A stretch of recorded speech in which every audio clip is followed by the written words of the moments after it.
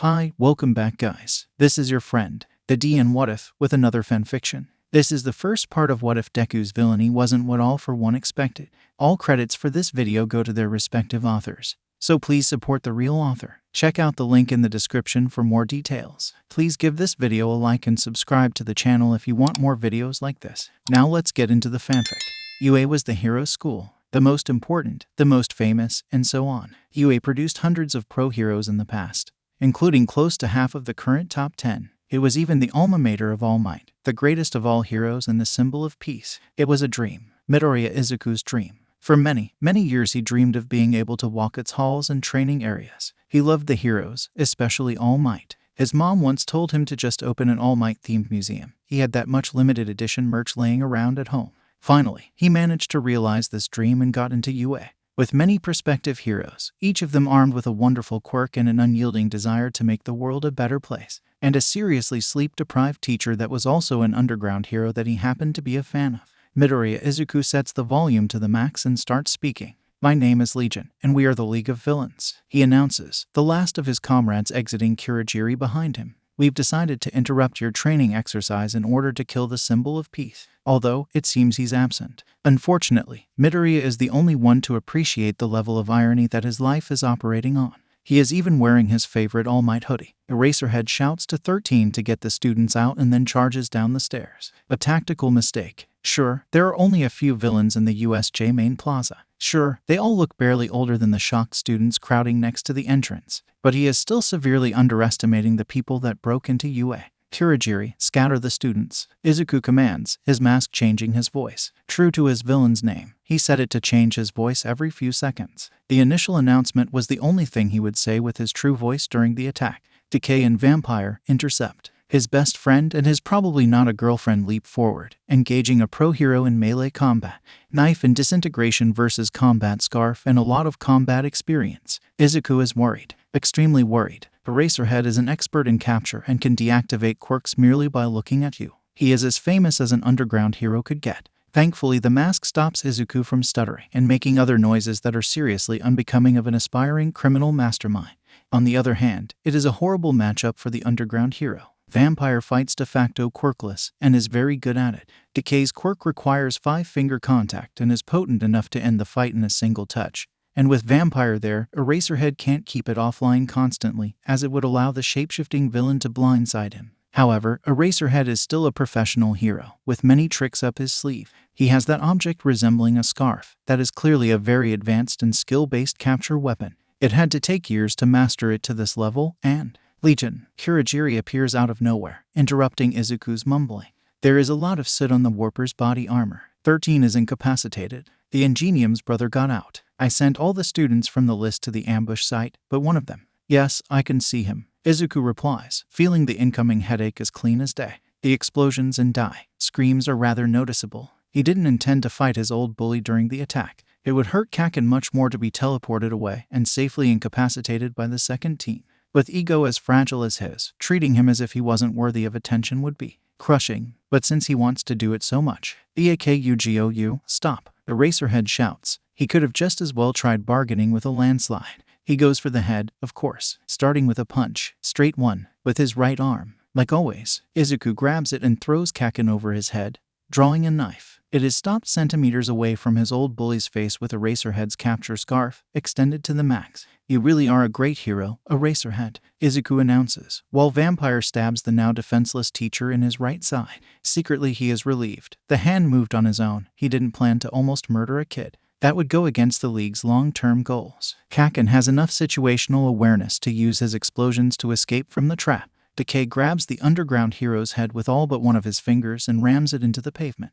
Tenko's love for excessive violence is there all along, although he is kind enough to not overdo it, and sticks to the plan. "I wouldn't move if I were you, Eraserhead," Izuku announces. The teacher halts his attempts at struggling, and stares at him. Decay's quirk is a 5-point finger matter disintegration. He has all but a single finger on your head. If you move too much and make the 5th one touch you. He shrugs. Hopefully this will be enough. He isn't here to kill Eraserhead. "Oh, and thank you for distracting your teacher with your antics." He turns towards his former bully. He wants to savor the moment. Kaken, the look on Bakugo's face is priceless when the recognition settles in. The positive side of being officially dead is that you don't need to hide your name when you turn to Villainy. Deku. And now he is reminded why he hates Kaken so much. If he didn't tailor his plan explicitly to avoid non-pro hero casualties, he would have sent Tenko after him. Seeing his bully vanish into dust would be quite cathartic. You quirkless bastard. Die. He leaps forward, accelerating himself with micro-explosions. Izuku didn't think that it was possible, but somehow Kaken got worse when he wasn't looking. When he examined his actions from the perspective of time, he realized that Bakugo was basically an angry meme made flesh rather than a human being. And somehow, just somehow, he got worse, and even more one-dimensional. Unbelievable. Mustard, gas him. The last member of the party pulls up a support item resembling a flamethrower and covers the charging student in poisonous gas. It isn't a dose enough to kill him, not in a single burst, but it is enough to make him lose control over his limbs and fall to the ground. He was too focused on Izuku to notice the attack, apparently. So, can I dust him? Tenko announces in the resulting silence. I want the EXP. Eraserhead looks suitably distraught and cornered. Izuku is happy about his best friend's acting skills. Or, at least, he hopes that Tenko is acting. His desire for destruction and murder are a feature rather than a problem normally, but Izuku can't help but be worried about it right now. They are only planning a single murder today, and it's not Eraserhead. Oh, no need to go that far, Decay. Izuku says. His mask once again proves useful. It made him sound like a confident mastermind instead of a slightly terrified teenager with a complicated family situation who is way over his head. I'd like some information from you, Eraserhead. Where is the symbol of peace? According to our intel, he should be participating in this training session, but I don't see him. Eraserhead doesn't have time to answer. The entrance bursts open. Fear not, the giant announces with a voice that could shake a mountain. For I am here. He is here. The symbol of peace. The #1 hero. The All Might. Izuku almost drools for the occasion to see his favorite hero in person. The massive figure radiates both immense strength and undescribable charisma, makes villains tremble and civilians feel that everything will be alright. Then Izuku remembers that he is a villain, and that the League has organized distractions to keep All Might occupied elsewhere during the attack, since despite their boisterous claims, they weren't here to fight him. Izuku blue screens. This isn't part of the plan. Kurogiri, get hellhound. He shouts, his voice changer making him sound urgent but not panicked. The warp gate opens up and something massive enters the field. The quadrupedal monstrosity of claws and fur, designed with destruction in mind. The most successful second-generation Namu to date. It is massive and inhuman enough to give the symbol of peace a pause for about 2 seconds. Then he charges towards it, too fast for the eyes to follow. His first punch generates enough air pressure to make Tenko fly off Eraserhead, who immediately jumps backward, gaining some ground. He is limping noticeably, his costume stained with blood, not fit for combat anymore. Unfortunately for the heroes, Hellhound doesn't seem to notice the punch. Hellhound is a bioengineered superweapon designed to fight you at your strongest. All Might, Izuku announces. Good bluff was a key to success. Then again, what is he supposed to say? Sorry, I've panicked so much that I had Kurogiri warp in my house dog that has temper issues worse than Kaken and some illegal upgrades. He has an image to uphold, even if the plan is going to hell. All Might doesn't even flinch. He unleashes a flurry of blows. Hellhound is tanking them nicely, its shock absorption holding well. The strength behind the attack is still potent enough to push it back slightly, and each time it attempts to lunge at the symbol of peace with his fangs and claws, the attack is either pushed back or deflected. The battle is too intense for anyone to interfere, but eventually it ends. All Might overwhelms the shock absorption and sends Hellhound flying through the roof. Izuku stares in awe, thinking that All Might is truly the coolest of heroes. Then he reminds himself that the hero just punched out Hellhound and is about to defeat the League. The second team picks that very moment to send him a message. A picture displays itself at the side of his vision. Mindscrew, gentle criminal and gremlin making the victory signs next to several incapacitated students. This has to wait. So, villains. All Might stands up, surrounded by clouds of dust. Are you going to surrender peacefully? Your superweapon is done for, after all. Is he giving them time to surrender? Because he can see that most of his enemies were underage. Or, Izuku figures it out, and screams in terror, at least internally. They are so much off the plan that they might as well have no plan at all. By sheer stroke of luck, that is the moment when he gets a message that the other teachers and Thunderbolt, the #3 hero, are almost at the USJ. 4 minutes until the second phase of the original plan can be executed. As Tenko would say, they were getting a continue. He just has to buy some time to make it look natural. Surrender. Izuku asks, how about this? If you manage to knock one of us out, the rest will surrender and fully cooperate with the police. He can see the sudden sweat on All Might's face. Few of the students left near the USJ entrance are administering first aid to Eraserhead. who seems to have collapsed due to blood loss. Izuku didn't even notice that until now. All Might was really good at drawing attention. Izuku should have asked Eraserhead for an autograph instead of trying to interrogate him. Now the occasion is clearly lost. The students felt safe to do that, despite the villain presence near them, as the All Might was there. Major miscalculation, though understandable considering that it was All Might. I would prefer to not use my strength against children. All Might is good at acting. Really good. But he doesn't know that Legion knows about his limits. You prefer to not use your strength. Or are you unable to do it? Cornering All Might is giving him a rather complicated set of emotions. Sure, he isn't trying to kill him. It would be counterproductive to the League's long-term goals, to begin with. Besides, All Might is his idol. But he has to do it. And if he is doing it, he can as well do it well. No quirk is without weaknesses. Izuku speaks confidently. Quirks are his hobby. He loves talking about them, even in such circumstances. Yours is extremely powerful, and appears to be infinitely versatile. There is only a single potential weakness of it that I can think of. You have either a time limit or have a stamina bar, as my friend Decay would say. Which is why I organized all those beautiful distractions for you, in order to tire you out before the attack. He sees All Might's face flinch, confirming his suspicions. And then I sent in the Hellhound with its shock absorption quirk, to weaken you further. So here's my theory. You aren't punching our lights out, because you can barely stand upright. Silence. The students next to Eraserhead, and a conscious but paralyzed Bakugo, look at either Izuku or All Might with growing dread on their faces. They can't believe his words. He is a villain, after all. One previously unknown. All members of the League were previously unknown. It is their debut mission. Only Gentle has a reputation, but he was technically hired for the job. But All Might is still standing there, instead of taking them down in a split second. 10 seconds until the teachers arrive. He bought enough time with his villainous monologue. Decay, vampire, kill him, he shouts. Their attack is delayed by a further second as they are trying to comprehend why Izuku, the All Might's #1 fanboy, just told them to kill his idol. Then they decide that he has a plan, so they lunge forward. Kurogiri, Phase 2. He says to the living warp gate. The cloud shifts itself as it prepares for the sudden warp. The teachers burst into the USJ. They are all pro heroes, so they waste no time. Snipe fires at Tenko. First bullet goes through his hand, making Decay yell in pain and jump back from All Might. The next 2 bullets hit Kurogiri's suddenly opened warp gate and emerge from another part of his body, right behind Snipe's back. It isn't a mortal wound, but for now, the League of Villains can cross one of the heroes out. Too bad this tactic wouldn't work for a third time. 13 and Snipe were enough. Midnight rushes forward, whip in one hand while the other is ready to unleash her quirk. Present Mike runs sideways, towards the position that would allow him to use his quirk without hitting All Might or the student. Cementos conjures a 100-meter-long wall of concrete, separating the League from the All Might. Izuku breathes a sigh of relief. Vampire and Decay retreat. Then comes Thunderbolt, the current #3 hero, and one of the lackeys of the Hero Commission. As far as Izuku's knowledge goes, he was regularly inspecting the UA at Commission's behest as a form of additional oversight over the notoriously independent school. Nedzu's empire is small, but people in power are suitably worried about it. He wears a rather unoriginal costume, resembling all those pre-quirk speedster superheroes. He even has some Thunderbolt decorations over it. Really uninspired. And Izuku suspects that he has stolen most of it from an old hero, a clock. But you don't become a #3 hero by being incompetent. Izuku questions his morals and aesthetics, but not combat skills. He immediately recognizes Izuku as the ringleader and goes after him. He is fast, faster than All Might, though lacks his resistance and sheer strength. Of course, getting hit by something at Mach whatever is going to knock Izuku out instantly,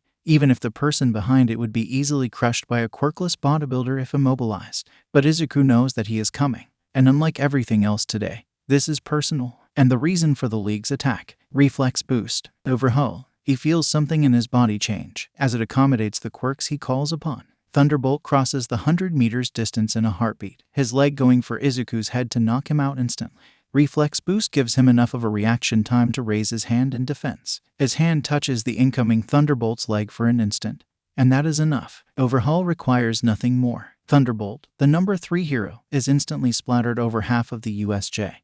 Bakugo, who is the closest to Izuku when it happens, is painted red. Only his eyes are spared from the recoloring. Always so hot-blooded, Izuku, who is trembling internally from shock, terror and joy, announces in the dead silence, "Although it's just blooded now, I guess." He has no idea what he just said. He isn't exactly conscious, and internally he is freaking out just as much as everyone around him. Vampire stares at him like he just descended from the heavens, introduced himself as a god of blood and proposed to her while offering her half of his godhood. Students and half-conscious Eraserhead stare at him in terror. Even the other teachers halt their advance, trying to comprehend what just happened. Someone screams, "What? Too soon?" Izuku decides to dig his grave deeper. "Oh, well, Kurogiri, we're leaving." The warp gate embraces him seconds before the present Mike's sonic attack. That was Vampire, known also as Himiko Toga. He isn't letting his friends be villains without proper villain names, says in the resulting silence. Fucking awesome. Decay, also Tenko Shimura, finishes for her. His hand is already fixed. They all finish changing.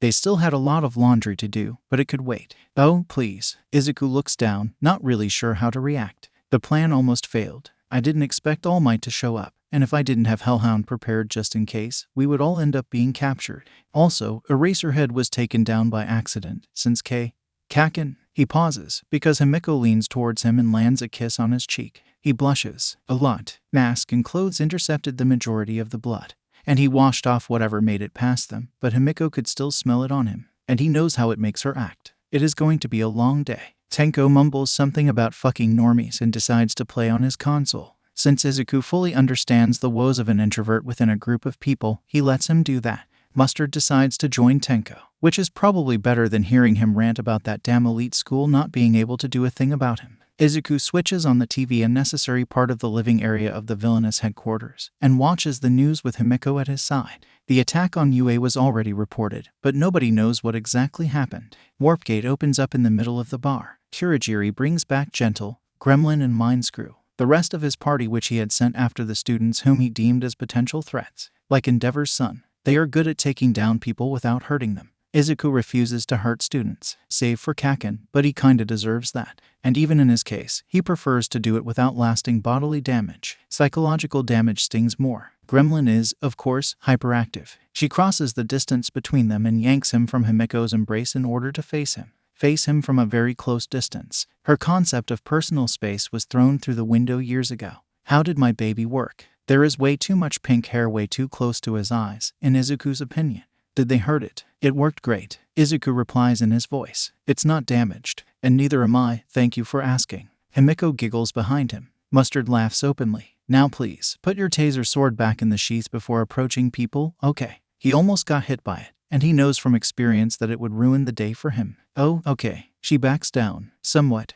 Izuku's voice-altering mask is Mei Hatsume's newest baby, and she is an extremely protective mother. Going to the workshop now, see you later. Then she is gone. So, how did it go? Mindscrew decides to ask. He was in charge of the second party, mostly because Gremlin is no commander material and Gentle was. Well, he is gentle. Izuku kinda expected him to forget about the plan and end up in fierce discussion over tea brands with Yaoyorozu's heir if she mentioned her love for it during the battle. Besides, he was merely borrowed by the League for the operation. Izuku prefers giving commanding positions to regular members. He needs to learn how to delegate, and they need to learn how to command when he isn't around. He is standing behind Mindscrew, probably giggling internally for all the new content he is going to publish with La Brava once she finishes downloading the camera feed from USJ. But she isn't here, so he restrains himself. Too well, Izuku replies. Thunderbolt dead. Snipe, Eraserhead, and 13 badly wounded. But All Might was actually there, so I totally panicked because oh my god, that's All Might, so I had Kurogiri summon Hellhound?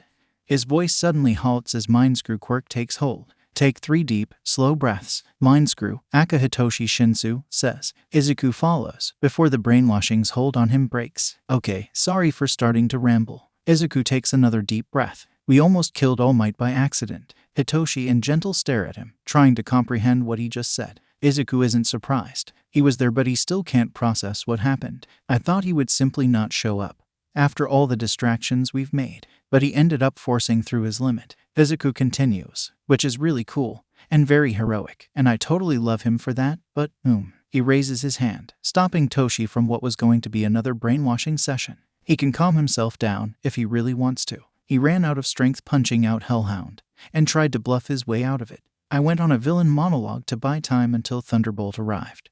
But I think that a lot of UA students now know that he has a time limit, which isn't that much of a problem. Gentle announces, All Might is a giant, the symbol of peace. Naturally, there is nobody out there who would believe in him having limits. Fair point. It took Izuku himself a while to believe in it, and he had an extremely trustworthy source of information. Now excuse me, but I believe that I have tea to drink, and shaking hands to calm down. Gentle is a terrifyingly dangerous combatant, but also a big softie. Before he joined Mr. Compress Crew, he was busy making a mess in front of cameras in shops that sold subpar merchandise, and thoroughly beating the heroes that tried to stop him. Kurogiri warps in again. "I recovered Hellhound," he announces, before heading towards the bar. La Brava is back too. Gentle Criminal proves that Kurogiri isn't the only teleporter around by vanishing instantly. Izuku silently congratulates himself for giving Hellhound a GPS collar. Those remaining in the bar celebrate with a toast. Kurogiri, the League of Villains' unofficial nanny, refuses to hand alcohol to the minors. With Gentle gone, the only other adult is Tenko, who preferred energy drinks to alcohol. Celebrating their villain debut with soda is decidedly unvillainous. He agrees with Himiko's plan to take him for some karaoke in the evening. Her attempts on making the least sociable members of the League have at least some social interactions continue, despite the grumbling they cause. After a quick video conference with the doctor concerning the Hellhound's performance, Izuku asks Kurogiri to warp him home. It is time for the family drama to start. There is still a chance that he wouldn't make it to the karaoke. He just had to not survive the family meeting. Detective Naomasa Tsukachi really likes his job. Sure, it often exposes him to the nasty handiwork of many villains, but he is mostly working in Musutafu. In the shadow of UA, there are still some local villains, but ever since All for One was punched to death, very few heavy hitters dared to show up in the city. Nedzu made an example out of the few that tried. That bear, mouse, rat hero is terrifying when angry, which is why the detective thinks he had heard a very elaborate joke when someone told him that the police were just called to UA due to someone attacking it directly. Soon it turns out that it isn't a very elaborate joke, more like someone's very elaborate suicide. He arrives at UA in a crowd of policemen. He quickly leaves the conventional work to Sansa, as he is cordially invited to the Recovery Girl office, which is bad, since he expected All Might to meet with him first and he can think of a very few reasons for the symbol of peace to not rush to greet his old friend. But then he sees Sir Night-Eye waiting by the office entrance and his reaction quickly goes from surprise to badly covered panic. Murai. He nods to the pro-hero. They had fought together against the symbol of evil, helping dismantle his empire bit by bit. Few years of minimal contact didn't change a lot. They respect each other's skills and dedication to their jobs. Naomasa. He gets a scarce nod back. Sir Night-Eye isn't the most expressive of people out there. He knows that much. The detective tries to evaluate how bad the situation is. From the look on Night-Eye's face, it seems to be 11 on the 1 to 10 scale. Is he? The words fail to come through, but the hero understands. He is all right. But apparently, it was close. Night-Eye replies, "Close enough for Nedzu to call me, and for All Might to not protest against it." 11 turns to 15 in the detective's mind. The door opens. Recovery Girl peeks out. "Come in." All Might, frankly speaking, looks like shit, which is rather reassuring, as he looked like that ever since his fight against his fated nemesis. There are no new wounds, but he is clearly exhausted and vomiting blood from time to time. Nedzu is there too. He is working on a laptop. He is drinking tea, of course. When Naomasa looks at his old friend, All Might shows him 4 fingers. 4th tea. 15 turns to 50. If he was the object of Nedzu's anger, he would spare himself pain and kill himself on the spot. So can someone explain to me what happened? Naomasa asks. It sounds like a better option than waiting until All Might and Sir Night-Eye acknowledge their presence in the room. Those two are just a pain to watch. Villain attack. Nedzu speaks. It's something in the scarce movements of his nose. But Naomasa recognizes fury when he sees it. One of them had a warp quirk, and they used it to teleport into the USJ. They also managed to hack into our network, enough to make UA as a whole unaware of the attack. Frankly speaking, if one of the students didn't make it out with a warning, we would have failed to respond. So an organized group of people with access to very good hackers and a warpgate quirk, plus, of course, balls to actually attack Nedzu's stronghold. Even All for One generally considered it to not be worth the effort. Pretty bad, especially with Japan being the burning mess that it was right now. Horrible timing. At least they didn't go after the students. Recovery Girl adds, her words followed by a loud sigh. A few of them got electrocuted into unconsciousness, but not a single one was wounded. Wish I could say the same about the teachers. Eraserhead, Snipe, and 13 are all in the hospital. They should make a full recovery, but they took quite the beating. Night-Eye is silently observing them all. Naomasa might have worked with him for years, yes, but he never really figured out what was happening in his mind. Honestly, he never even wanted to. The man was an oddity, and that was the most gentle way of phrasing it he could think of. What about Thunderbolt? Naomasa asks. He is the Hero Commission's representative in the school. I'm not sure if we can have a talk this important without him. Personally, Naomasa absolutely hated the man, but he had to ask. He didn't expect the deathly silence. What? He asks, hoping that it isn't what he thinks it is. The villain leader has. All Might says before coughing up some blood. Let's just say that they'll have to bury Thunderbolt in a closed coffin. Naomasa doesn't want to hear that someone murdered the number 3 hero in his district. He really, truly doesn't want to hear it. He already fought one war and he isn't looking forward to another one. More like a bottle. Recovery Girl comments. We'll need to run DNA tests to even confirm his death. The villain practically liquidated him. There is something nasty in her face. She is one of the kindest people Naomasa ever knew, but she absolutely hated Thunderbolt. She wasn't alone in that feeling. Thunderbolt was a glory hound who had an entire cemetery in his closet, but he was untouchable because he was always ready to do whatever the Hero Public Safety Commission told him to.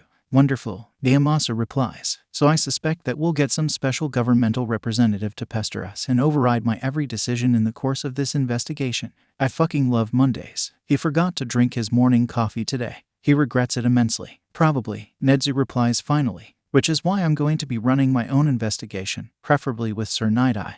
And you'll be busy telling me what said governmental representative will be doing. The principal seems to be on the warpath. Sir Night-Eye appears ready to join him. Naomasa swears to himself to never again forget about his coffee on Monday. How many attackers? Night-Eye finally speaks. Any known faces? Straight to the business. 9, Nedzu replies. Called themselves the League of Villains and announced that they came to kill the symbol of peace. Only one of them familiar, gentle criminal, occasional co-worker of the levelers. Unless he had a breakout with Mr. Compress. He was probably either borrowed or hired for the job. I assume it happened due to him having a very competent hacker by his side known as La Brava. Levelers are all Robin Hood-style thieves that go after the wealthy and give most of their spoils to the poor. Mr. Compress is rather infamous, although low on the list of priority of heroes and police in Japan. Gentle Criminal is much less infamous, but he has an online following if Naomasa remembers it correctly. Nobody bothers to acknowledge the flinch on Night-Eye's face when Nedzu mentions the League of Villains mission. The man's obsessive worship of All Might is old news. So 8 previously unknown but obviously highly dangerous villains. Naomasa summarizes. When can I interrogate the captives? It will be very useful. And with All Might, Thunderbolt and the faculty, it's practically guaranteed that the villain strike force was Butcher. He curses mentally when he sees Nedzu and All Might make the face. Don't tell me. They escaped. All Might finally admits. Their leader called for general retreat after Thunderbolt was killed. Everyone was too stunned by his death to pursue them, so they had a few seconds to teleport away,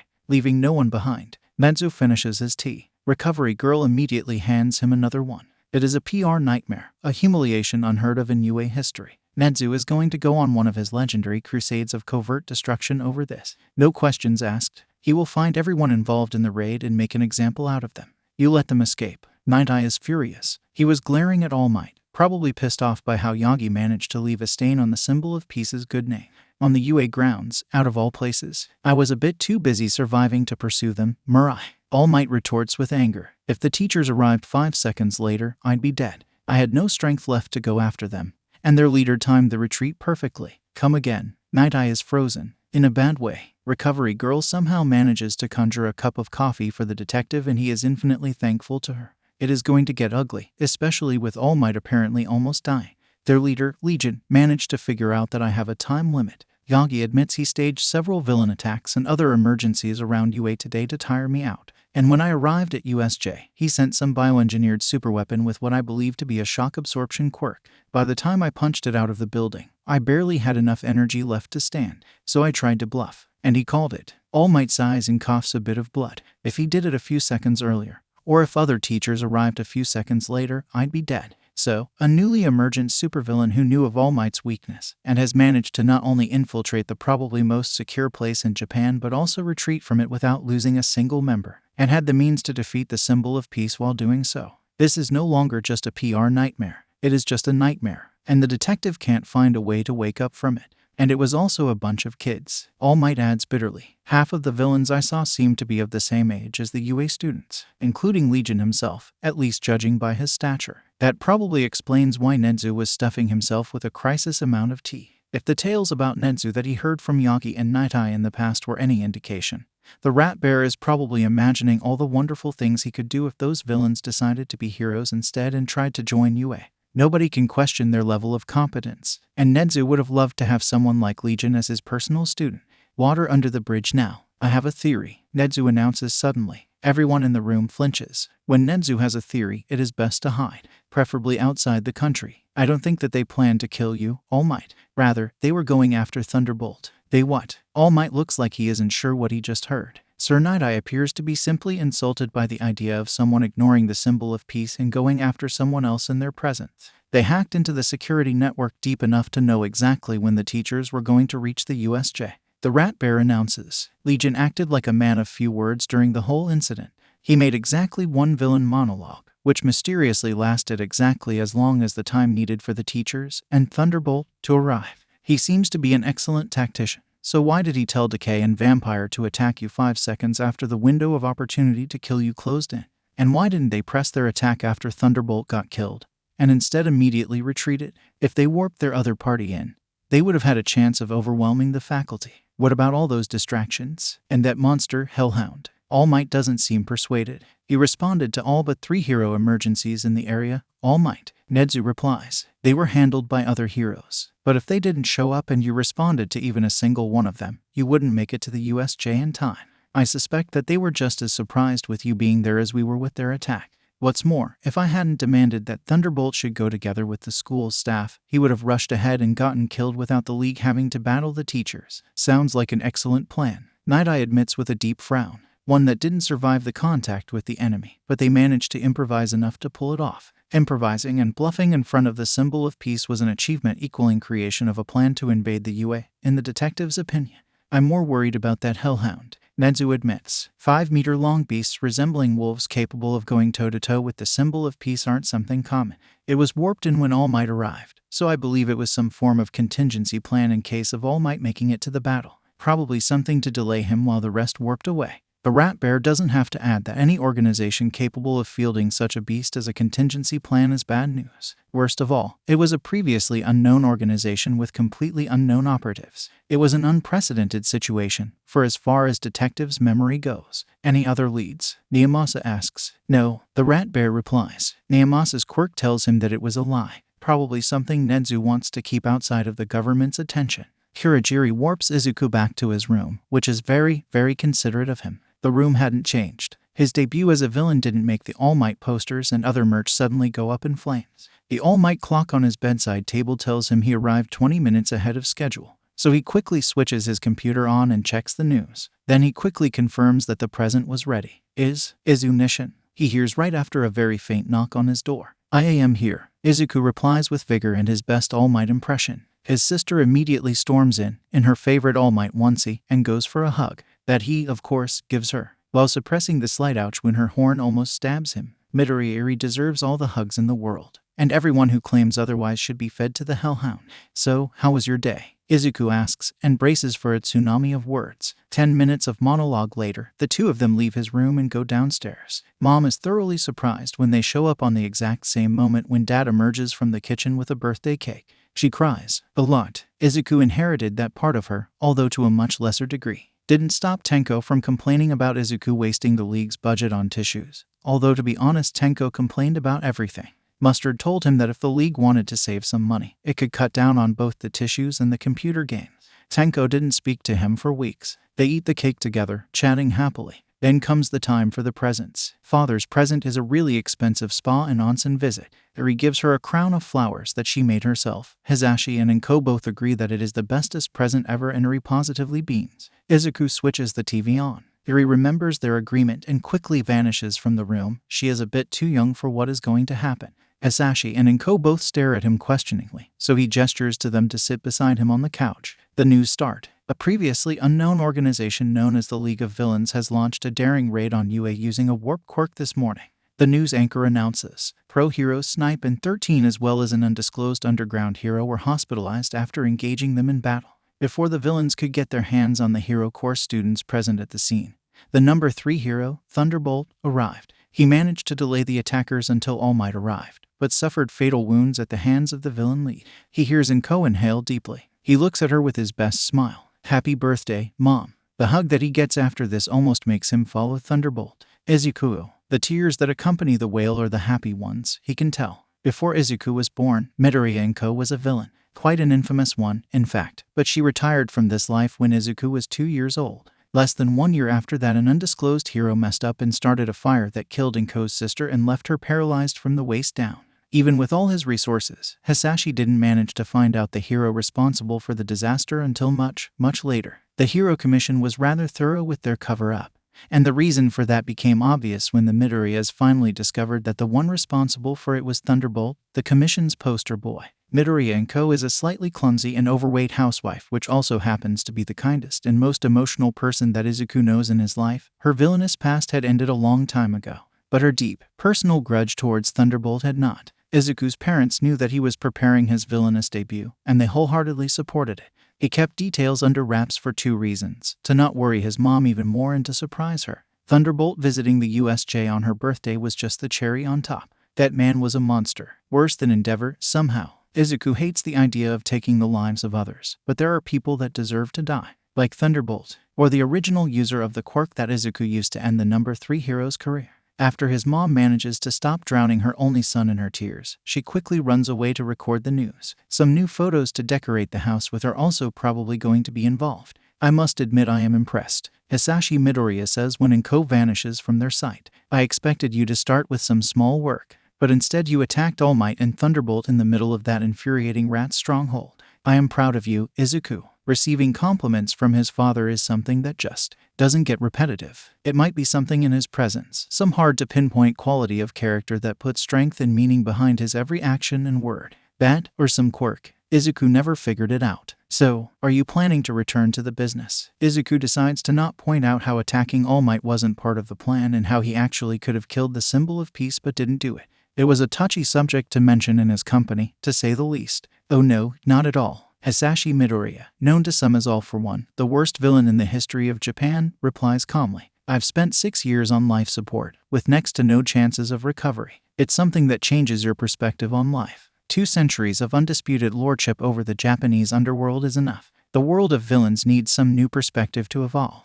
He doesn't have to add that his son was his preferred successor. There was a reason why Izuku's father left him his money, contacts, and, although that one was mostly the genetics, quirk. Izuku's collection of quirks is pathetically small when compared to his father's, and he can only keep 2 active at once. But his father assured him that it would change. When Hisashi was his age, he could only keep a single quirk active. They chat for a short while about what to do next. Inko returns, and soon after it, the news anchor announces that the Hero Commission has decided to officially register the members of the League of Villains as villains. Izuku had waited for this moment. What rank are they going to receive? It influences a lot of things. It is a bit of a badge of honor among the villains to get a high rank. If he wants to become the best villain, he needs to rise in the rankings. Inko and Hisashi waited for this moment to see his son's friends and co-workers. The rule about not bringing work home is an ironclad one. Izuku keeps his villain friends away, and Hisashi doesn't mention his investment company's newest business plans at the dinner table. Izuku still didn't quite get over the fact that his father's retirement plan consisted of taking over a company that he previously used to launder dirty money and make it into a successful company with absolutely no connections with the underworld. Although it is probably the only way to live in pretty much a small mansion without someone asking where all the money came from. Heroes and police are nosy people. Mindscrew is listed as a C-rank villain with an unknown mental quirk. Hitoshi is probably watching the news in their hideout, hiding the happiness behind his zombie face together with slight disappointment. Inko naturally asks Izuku to remind his friend to go to sleep earlier. Gentle and La Brava are listed as C-ranks too. The news anchor mentions them as an independent villain duo with connections to a number of notable villain groups, including the Levelers. Their quirks are listed as unknown. Izuku also has to reassure his mom that La Brava wasn't underage, and while the age difference is quite serious, they are a completely legal pair, and are happily married. Gremlin is listed as B rank. Izuku is reassured that she didn't forget to put her mask on. Her higher rank is probably due to someone figuring out that she was the League's support engineer. Supports, masterminds, healers, teleporters, and so on are almost always higher ranked, simply because they are much less expendable than the combat types. Taking them out makes dismantling the group as a whole much easier. Izuku reassures his mom that no, Gremlin isn't his girlfriend. Not having to invite Mei over for tea at his home is one of the major benefits of keeping his villain life away from his family. His mom would probably die of a heart attack before Izuku would have time to explain to her what the pink-haired menace meant by having babies with her son. Kurogiri is listed as a possessor of a warp quirk and a rank villain. Reasonable enough in Izuku's opinion. Warp quirks are rare and extremely useful. Anti-DID incapacitate both 13 and Snipe. This is actually mentioned in the program. Kurogiri is probably secretly smiling behind his bar, while wiping all the glasses for the 700th time this day. His smile has more to do with fatherly pride than with his own achievement. Mustard is a C rank, with an unknown poison gas quirk. He is wearing that weird gas mask/armor that is supposedly inspired by some old anime, with the gas thrower that May built for him. Next is Vampire, B rank with unknown quirk, responsible for hospitalization of an underground hero. When his mom teases him with the "is she your girlfriend" bit, he blushes a bit too much, so she immediately demands that he invites her for dinner. Hisashi, the great trader, gives him the "don't fight when you can't win" face when he looks at him for support. Decay is declared a B rank, with an unknown quirk and specialization in close quarters combat. Izuku remembers describing the 5-finger point disintegration thing to Eraserhead, so the hero probably doesn't regain consciousness yet. Mom is slightly worried by the hands and generally creepy aesthetic. Izuku reassures her that the hands aren't actual human hands. Getting Tenko to visit an underground therapist and overcome the trauma caused by what happened to his family was the best idea Izuku ever had. His mom would drop dead if her son's best friend was still wearing the severed and preserved hands of his family members as a part of his villain outfit. Hellhound is there too, a rank villain, suspected to be either an animal with a quirk or someone using a bestial transformation quirk. Inko offhandedly comments that the beast's fur color resembles the one of their dog. Izuku and Hisashi manage to look surprised by her words. When she turns her face away, Hisashi gives his son a death glare. The dog is a second-gen Naomo, one of those created after Izuku was introduced to the business. The entire second gen was born when Izuku pointed out that if the Naomo creation process damages higher brain function, then perhaps using creatures who generally aren't very dependent on said brain functions made more sense. Dr. facepalmed at the idea, or at least he tried to. He froze mid-move and made the "oh my all for one why I didn't think of this earlier" face. The result was an entire line of Naumus built upon animals that developed quirks but not sapiens. Buying a dog with some minimal quirk on the internet was also significantly less problematic than kidnapping someone from the street. Izuku is still waiting for the right moment to inform the good doctor that he is only marginally less uncomfortable with the second-gen Naumus and that it's probably the time to do something less maniacally evil. At least Eri in the meantime was followed by a dog who considered defending her his life's duty and could tank several All Might level punches after going into combat mode, which also makes it grow several times bigger. Mom doesn't know. Izuku and Hisashi decided that it was for the best. Finally, the climax of the show arrives. The news displays a small figure in an All Might hoodie, with a face-covering mask and an utility belt with a combat knife. Name: Legion. Quirk: unknown, extremely dangerous, touch-based. There was also a note mentioning Izuku's responsibility for Thunderbolt's demise. And a rank, S rank. Izuku almost chokes. He isn't a villain. He is a state-recognized supervillain. You fought and escaped All Might while wearing an All Might hoodie. Hisashi looks like Christmas came early. Mom seems to have broken under the revelation and is mumbling something that sounded like "my boy isn't rank" after his debut Omegodium saw proud. While crying, he still has an hour until the karaoke and he really, really hopes he will survive until then. In the end, Izuku survives his mom's birthday party. Sure, it is a bit stressful, mostly because Inko is torn between being terrified that something was going to happen to her baby now that he is a supervillain and being thoroughly happy and proud about him being a supervillain. Also, he really doesn't want Hisashi to start interrogating him about All Might's apparent public humiliation. There is no lying to Izuku's father. He always finds out. And without lying, Japan's newest supervillain would have failed to hide the fact that All Might survived because Izuku wanted him to, which would have led to more troublesome discoveries, such as how Izuku secretly hopes to make All Might hug his sister with her quirk active simply to bring him back to his full strength because that would be super cool. Izuku is a villain, yes, and he is reasonably comfortable with that designation. The word has a lot of meanings these days, either way. But he has a strict code for what he was okay with in this business, and he genuinely thinks that heroes who genuinely do their best to save people are just the coolest thing ever. It kinda makes it easier to look at his own reflection in the mirror. But he will still fight them if necessary, and hopes that they won't corner him enough to force him to resort to lethal means. Besides, his dad makes a rather funny face each time he sees Izuku's collection of All Might's merch. He once walked into the kitchen in the morning to see his 2 kids wearing matching All Might's onesies, and his reaction was absolutely hilarious. He was visibly torn between cooing how his little girl looks cute and going out to crucify the family members of whoever designed the onesies. Izuku considers this a form of gauging the strength of his father's retirement conviction. He doesn't want his father to unretire himself. Japan really wouldn't survive that, especially with All Might being so weak right now. League wants Japan to survive.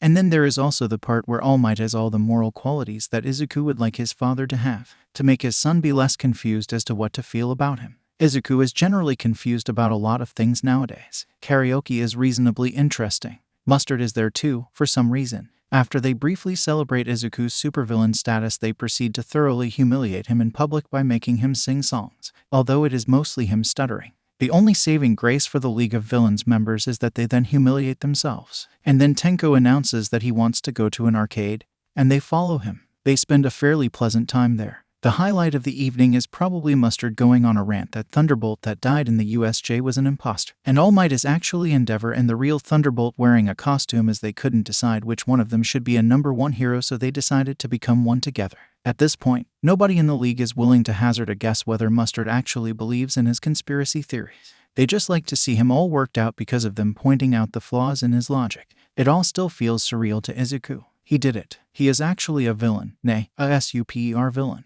Up until this day he did, technically, violate a handful of laws on a daily basis, but he was still a criminal at best, and the government didn't even know about his existence, so it's as if he wasn't doing anything. But now, he did it. Sure, there are 3 different levels of supervillains, and he is on the lowest one, but it is still the S rank. Even if he dies tomorrow, he will still be remembered. Hell, someone out there is probably already making his very own villain merch, which is illegal, but honestly, also kinda cool. Izuku. He wakes up from his thoughts only to see an unfamiliar girl's face very, very close to his. You are mumbling again. His brain snaps back in place. It is the face Himiko wears for the outing. He is thankful for the interruption. Mumbling about his status as a supervillain in public is a serious security risk. Arcade is a loud place, but not that loud. Thank you, Himi. She gives him one of her wide and only slightly creepy smiles. It is probably the fangs that added the creepy factor to it. So, I think we need to have a talk. I need to confirm some things. She looks at him with a mixture of questioning and encouragement on her face. She is always unfailingly encouraging.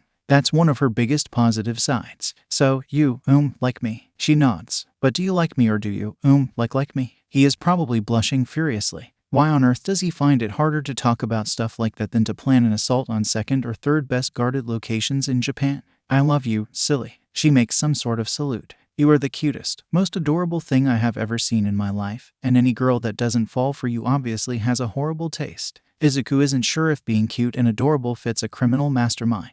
He once asked his father what was the weirdest quirk in his collection, and it turned out to be one that made everyone around you perceive you as something cute and pettable. The results of his father using said quirk were just absolutely unholy and actually gave Izuku nightmares for a while. He eventually decides that he could probably work with the cute bit. It certainly would make him original among the supervillains. Alright, he braces himself for the big talk. So, does that mean that you are my, GG girlfriend? Their relationship was complicated from the start. Hirajiri introduced her to Izuku when he was 10 years old and on the best way to become a completely asocial recluse together with his best friend, Tenko. He was already training under his father to become his successor back then, and Hisashi apparently decided that having some social skills is a good idea for a villainous mastermind. Himiko stood up to the task. Izuku and Tenko were, frankly, pissed off at the obnoxious and loud girl that didn't even know how to play the simplest video game. But she didn't care about their grumbling and simply installed herself into their lives, like a giant, mutated tick that refused to die no matter what you did.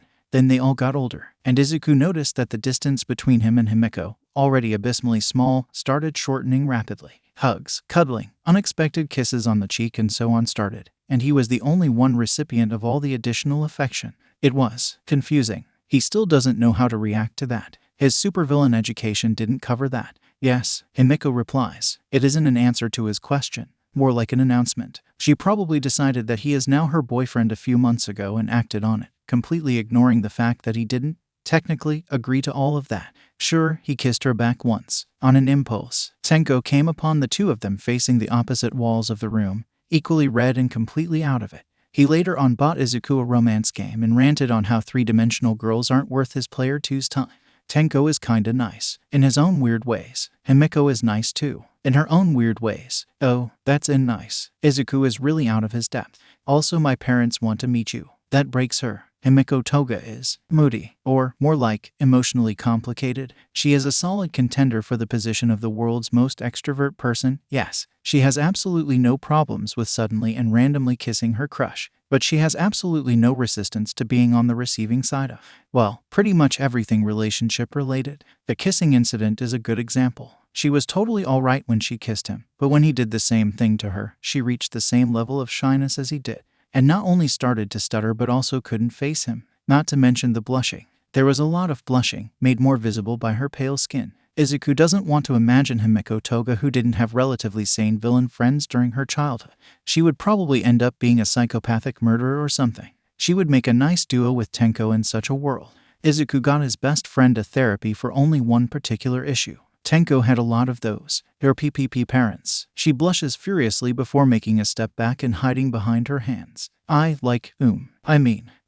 Mindscrew is probably busy watching cat videos on the internet, which is regretful as Izuku can't use his quirk to restart Himiko. Itoshi joined relatively recently, and the armored train of Himiko Toga's extrovertism is yet to overwhelm his resistance to spending time together outside of the base. Am I going to be the first one to meet them? She manages to calm herself enough to ask the question. He keeps his life separate from his villainous aspirations. The League is kept in the dark when it comes to Legion's family. Since most of the members have their own complicated backstories, they decided that he probably has a valid reason for secrecy and let it slide. There was only one exception. Izuku's family life is the second most popular field for Mustard's conspiracy theories.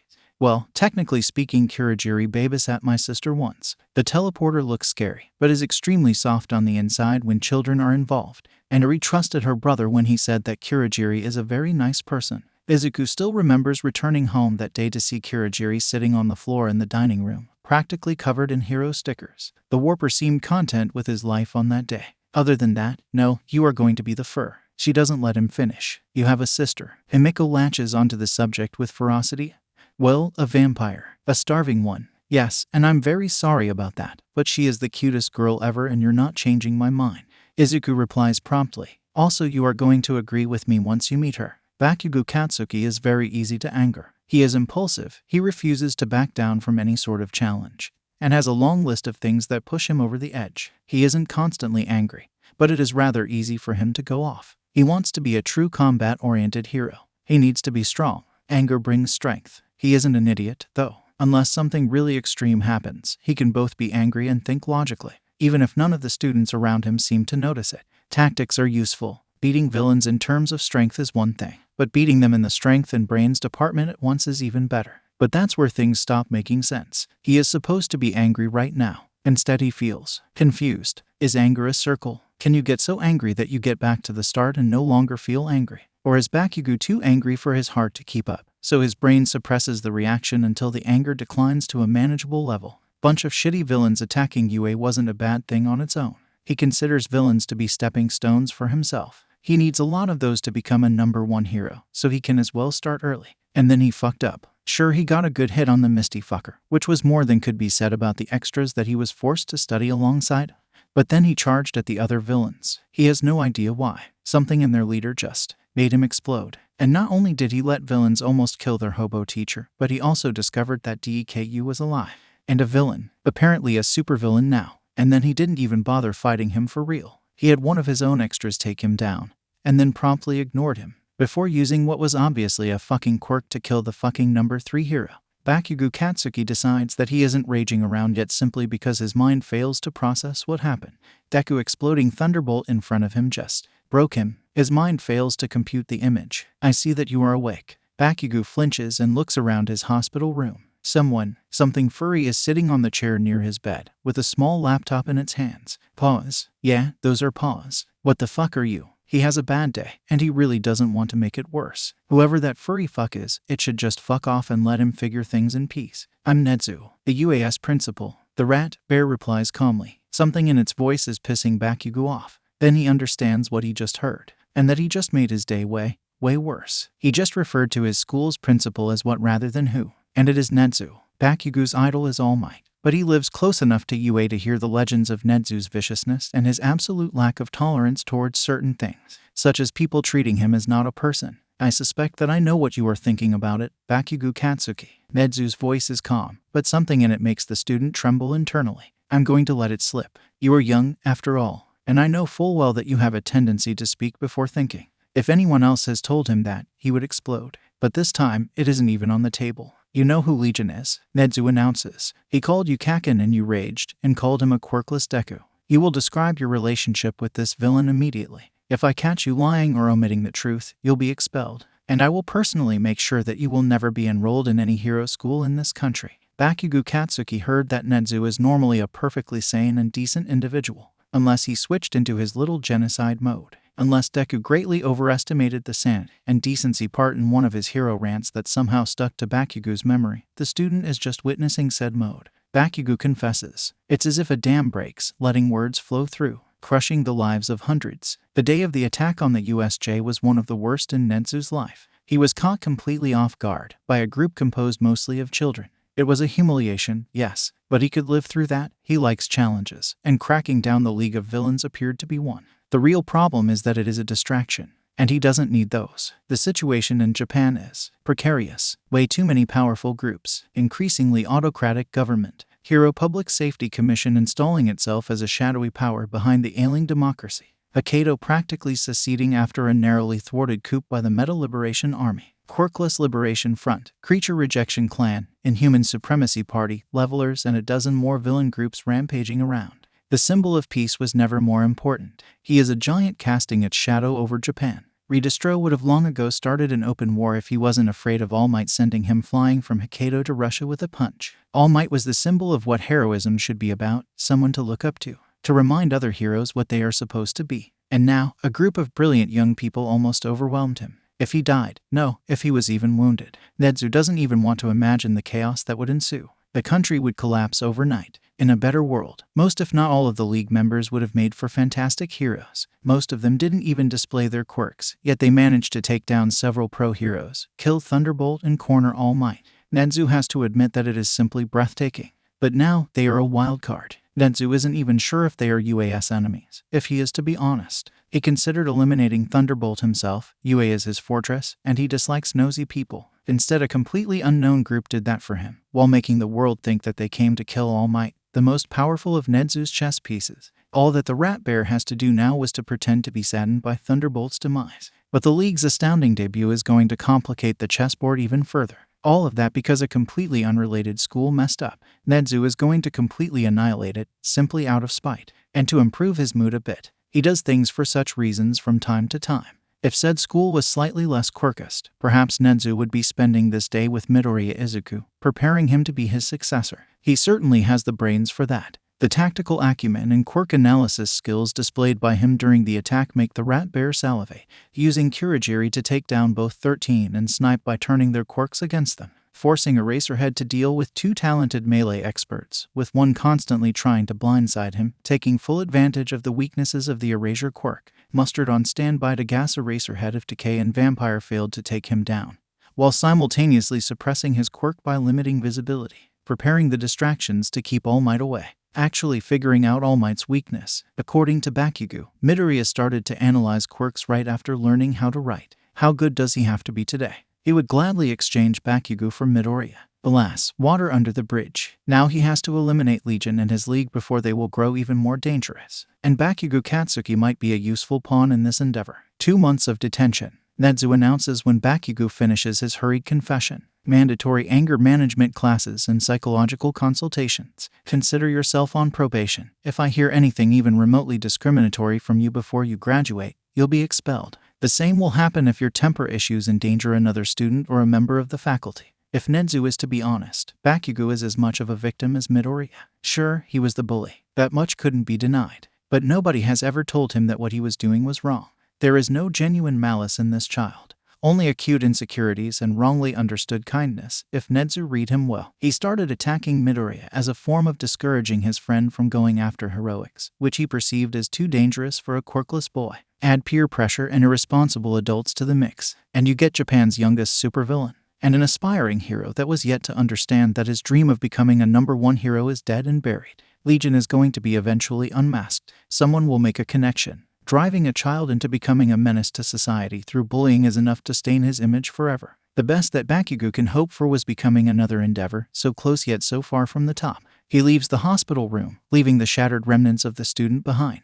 Nedzu hopes that Izuku is a late bloomer. There are cases of supposedly quirkless people developing powerful quirks much later than normal. Eclipse of the Quirkless Liberation Front is a good example. She was 17 years old when her quirk kicked in. The alternative to that is too horrible to comprehend. 3 days after the USJ raid, the villain network finally catches up with the events. Legion's account is promoted from an unranked passerby to an S-rank villain. The same thing happens to other members of the league. Villain Network is pretty much something between a Discord and Facebook, but for villains on the international scale. Izuku's father didn't elaborate on how it works and how it avoided international scrutiny, but he did claim it was reasonably secure. On the other hand, you never know if the villain you are talking with isn't an undercover hero with an expertly falsified criminal record. Caution was advised. Theoretically, anyone can join it, but you don't get access to anything interesting unless your country declares you a villain and mysterious administrators of the network confirm your credentials. It is underwhelming, at least a bit. Izuku expected something more. On the other hand, most of the villains aren't exactly the friendliest sort. If anything, League of Villains was probably an exception to the rule, since its members got along quite nicely. He will probably end up using it to chat with other League members. Some of them didn't live in the Legion's secret lair, oddly enough, and even those that did seem to be very into the internet, especially in the evening. Plus, probably he would ask some villains for an autograph through it. Delivering it will be a pain, though. He creates a private chat and invites League members to it. Tenko joins in immediately, unsurprisingly. Itoshi is right after him. His friends would benefit from having life aside from the internet. He hears a faint knock on the door of his study. Come in. Tenko is playing downstairs, so the chances of it being a hero are rather abysmal. He would have heard screams, curses, and general combat noise, and probably had the entire building collapse due to Tenko decaying walls. It is Himiko, in her shy and super awkward mode. Zuku. In a very shy mode and super awkward mode, he corrects himself. So, I've been wondering, what should I wear to the meeting? Seeing Himiko actually conscious about what she is wearing is a new experience. She attacked Yue while wearing a villain outfit mostly composed of what is pretty much a school uniform, just with some added knives. He isn't even sure where she took that school uniform from, if he is to be honest. And he isn't sure if he wants to know. It really doesn't matter. Izuku replies, wear whatever you are comfortable with. Your standard clothes are totally alright. He kinda likes them, especially the short skirt. But he would rather go to the Tartarus than admit it publicly. Oh, she isn't sure what to answer, most likely. And, the face. She adds while covering hers with her hands. There has been a serious misunderstanding between them. Izuku understands. He stands up from the chair and approaches her, leaving the computer behind. He gently pulls her hands off her face. Himiko Toga. The official tone makes her finally look at him, but it is clear that she was struggling. My parents are villains. They are absolutely proud of me for staging the raid on the USJ. The reason why they want to meet you is because they figured everything out from my reaction to Mom's teasing me about you being my girlfriend when the news announced your new status as a villain. They know who you are, they know what you are doing for a living, and they have absolutely no problem with that. She is just staring at him, so he decides to add something more. Just be yourself, alright. The resulting hug almost finishes Legion's career as a villain. It also makes him forget to explain just what sort of villains his parents are. It can wait, right? Hirajiri opens a warp gate in front of Izuku's home soon after the sunset. Oh, Himiko looks around with a surprise written on her face. Izuku can understand that. His home is a small residence, surrounded by a well-trimmed garden, in the middle of the forest. Sure, there is a road, but other than that, it is just the forest. Izuku prefers to not mention just how rich his family is in front of the League members. Most of them were either impoverished before turning to villainy, or worse than that. Himiko's parents were relatively well off, but since her quirk was villainous, her childhood was tough. Father has an investment company, Izuku says in an almost apologetic tone. He doesn't mention that he also invests a lot of money in the League. It's from his personal retirement funds, though. Company itself is clean. Oh yeah, you said he was a villain. Himiko is back to her normal self. Izuku chuckles. Retired villain. He replies. He uses the company as an explanation for the money. Actually, I forgot to mention something. He admonishes himself for that fiercely. What is it, Zuku? My parents are retired super villains. She stares at him in surprise. I forgot the super bit when I told you about them. My bad. Do I know them? She is visibly excited. Sure, she didn't reach the level of fanboyism present in Izuku, but unless you are Tenko Shimura, you simply can't spend childhood with Midoriya Izuku without catching some of it.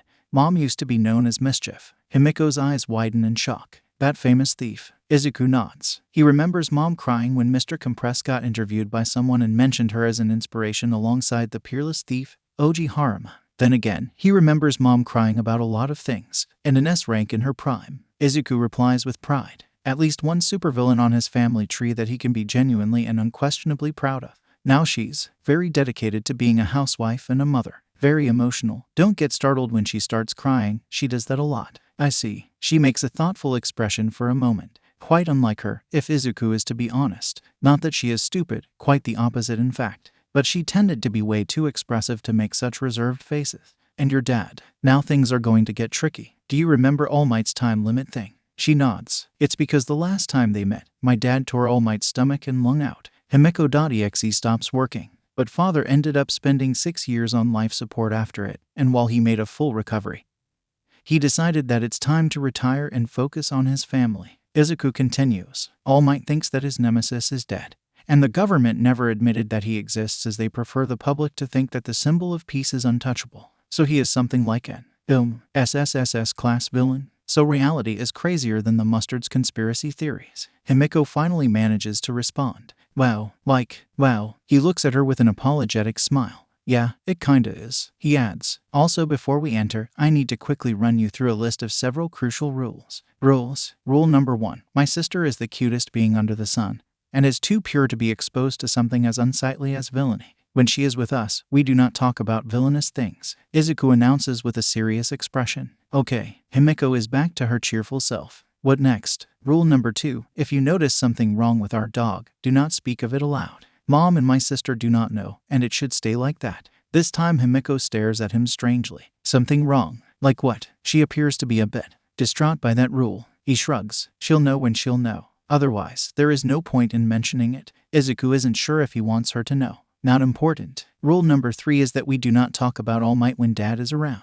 He got United States of smashed at least twice, and considers All Might to be his arch-nemesis. He is kind enough to ignore his merch, as he knows that I'd set fire to his suit collection if he destroyed it, but that's as far as he goes. Noted. What else, Zuko? She adds. She seems entertained by all of it, and he has no idea why. What happens in this residence stays in this residence. He knows that she can hold a secret well when she wants to, but he still decided to mention it. Something less obvious. She replies with a chuckle. The entrance door is slightly open. Izuku pushes it open a bit more. No light. Now that is suspicious. He can't imagine someone crazy enough to attack All for One in his home. Only All Might has a chance of winning that fight single-handedly. Several top 10 heroes with a plan or several supervillains would have a chance too, but Redestro, Eclipse, and Mr. Compress cooperating to take down All for One is about as likely as All Might and All for One working together for world peace. And without those three, all you have left were some minor supervillains, maybe save for Purity and Beast, but those are assholes that nobody liked. Then again, he can also scarcely imagine top 10 heroes mobilizing without infighting. Nedzu and the Hero Public Safety Commission are at each other's throats for years. Nedzu didn't start a civil war yet because he didn't want Redestro to jump at the victor's throat. The same goes for the HPSC. Night vision, reflex boost. He can see clearly now, without switching on the lights. Himeko is following him soundlessly, and with a knife. He did tell her to be herself during the meeting, but he still didn't expect her to take her knives. Midoriya Izuku is sometimes a bit of a dummy. They search the house until finally Izuku notices something odd. Swivel chair in the middle of the room. Massive swivel chair in the middle of the room. Light is suddenly switched on, and Izuku is blinded for a second before he deactivates night vision. As a result, he misses most of the grand reveal. When his eyesight comes back, All for One is already facing them, sitting on the chair in one of his best suits with a white cat on his lap. Welcome to my evil lair, young villains, Hazashi Midoriya announces in his best villain voice. It's absolutely terrifying, even to Izuku who has known him for years. Himeko jumps back on instinct. Izuku isn't surprised. His father is intimidating, even when he isn't doing anything actively malicious. Himeko's instincts are well honed. He is sure that she would immediately recognize Hazashi as a mortal danger even without Izuku's warnings about who the man is. Swivel chair reveal, really? Izuku curses himself for having the idea to bond with his slightly estranged father over old movies. Why exactly did All for One like Bond films so much is anyone's guess, really? Did he relate to the villains in it? I always wanted to try it. His dad shrugs while letting the cat jump off him. I even borrowed a cat from Kurogiri. You're the worst. Izuku replies. Stop complimenting me, Izuku. It is a bit of an inside joke to them. I think it's time for some introductions. Also, you can put down your knife, vampire. Izuku's friends are safe in this house, unless he is probably trying to make an SSSS rank villain equivalent of don't you dare make a mess in my home, but accidentally ends up ramping up the intimidation factor. Himeko freezes. Midoriya and Co might have gotten a bit chubby after she retired, but she can still move quietly enough to sneak upon All for One himself and suddenly slap his head with a rolled newspaper. What the? He tries to ask but is interrupted. Midoriya Hazashi. All for One freezes. He recognizes the tone. Jokes are over. Can't you see how terrified she is of you? Your son finally brought home a friend, and you are about to give them a heart attack with your antics. Have you no shame? In Izuku's opinion, All for One got interested in his mom simply because she was probably the only person out there that didn't cower in terror in front of him. That or her cooking. Either one works. Unlike him, she actually has an idea how normal people work on a day-to-day basis, too. He was learning things from her, but he was still a bit off. There is a reason why he governed his company through video conferences from home. He isn't ready to be unleashed upon the non-villainous world. All right, I apologize, Izuku's father announces. That was uncalled for. I'm sorry for scaring you. His intimidating aura lessens significantly. Inko gets to Himiko, takes the knife out of her hand and then gently hugs her and pats her back. Izuku joins her from the other side. It's all right, sweetie, Inko says in her most reassuring tone. Himiko Toga suddenly remembers that breathing is a thing. Izuku has to admit that Himiko's visit could start in a better way. Even after Inko consoles her a bit, she is still rather shaken. He isn't surprised. It worries him a lot. He actually likes her, and he doesn't want his father to influence their relationship in any way. For example, by scaring Himiko mentally for life. Eri shows up a few minutes later, in her All Might onesie. All for One smiles widely, but Izuku can see the existential pain in his eyes. Judging from the expression on Himiko's face, she just decided that Izuku was correct when he said that his sister is the cutest thing ever. Himiko likes cute things. And people. Hey, hello, Eri says, her big eyes set on Himiko. Oh hi. Himiko's smile is genuine, although slightly exhausted. You must be Izuku's sister. And you are Izunishin's wife, Eri announces with a straight face slightly tinted with I'm so smart expression. Himiko breaks again. This time together with Izuku. Inko makes it sound like she just choked on something. Hisashi is the only person to remain sane, and is probably having a blast while doing so. It's just that he doesn't show it. Eri. The girl looks up at her adopted father. They are friends. While I admit there is a possibility of marriage further down the line, they are way too young for that. The mention of the possibility of marriage only messes everyone up more. It was intentional. Truly, All for One's evil is limitless. They are eating a late dinner together, talking about some random things. Eri is around, so they couldn't have the proper talk. The food is, of course, delicious. At some point of the meal, All for One's restraint reaches its limit. I have a question for you, he says towards Himiko. You know that Izuku likes analyzing quirks. I happen to be a bit of a quirk analyst myself. An understatement of a century in Izuku's opinion.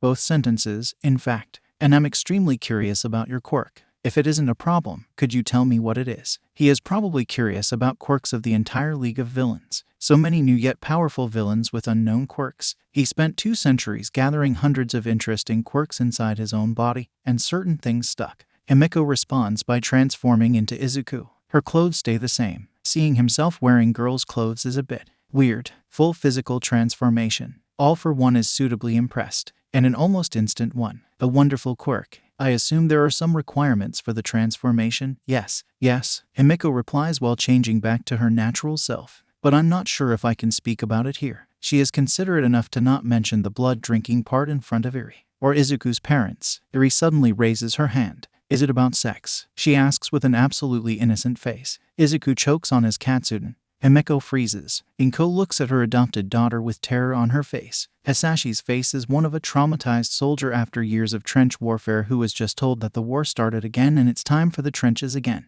Where did you hear that word? Inko manages to utter. Izuku can see the dam is ready to burst. You and Daddy were talking about Izunishin yesterday, Eri announces, completely unaware of what is happening. Dad asked you if it was the time to have a talk about sex with Izunishin, and if it wasn't already too late for that. Excuse me for a moment. Hisashi stands from the table and disappears into another room. They can all hear a muffled scream coming from it a few seconds later. Mom starts crying while trying to explain to Eri that this is something that she was too young to know details about. Eri finally decides to go to sleep. It happens right after a large dog of undetermined breed walks into the room as if it owned it. The dog is limping a bit. What happened to it? Himiko asks. She does like animals, although only some of them. Either the cute or the fluffy. This one is hard to classify concerning its breed, but there is certainly a lot of fluff. We don't know, actually. Inko replies with a worried look on her face. Hisashi took him to a vet, and there are no actual wounds, but he still walks like this. It's the second day of it, but I think it's getting better. She and her husband vanish from the room, probably to help Eri settle down. It is at this point that Himiko connects the dots and turns her face towards Izuku. You didn't. She looks shocked. I did. Izuku replies sheepishly. I panicked, so I told Kirigiri to warp in my dog. It has a really nasty quirk. A few, in fact. But he has yet to explain the whole Namu business to the League. They knew he had something prepared in case things went wrong. And he did get a few questions about the whole bioengineered superweapon thing after the attack. That talk had to happen sooner or later, preferably later. You had your dog fight All Might, the #1 hero, she says, still obviously in shock. And your dog almost won. Don't rub salt into my wounds, please. And she has yet to see his room. That's when things are going to get awkward. That's a lot of All Might, Himiko says after entering his room and taking a look at all the merchandise scattered throughout it.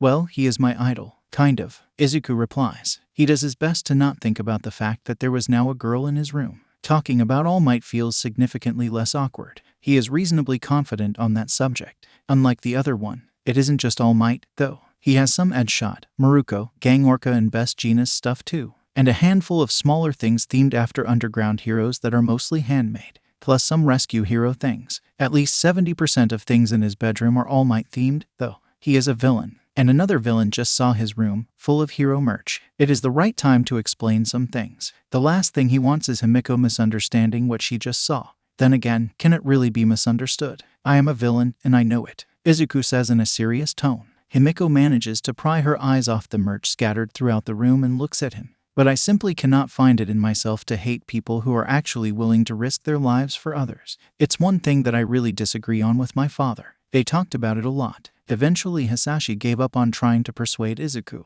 He accepted that his son had a different definition of villainy.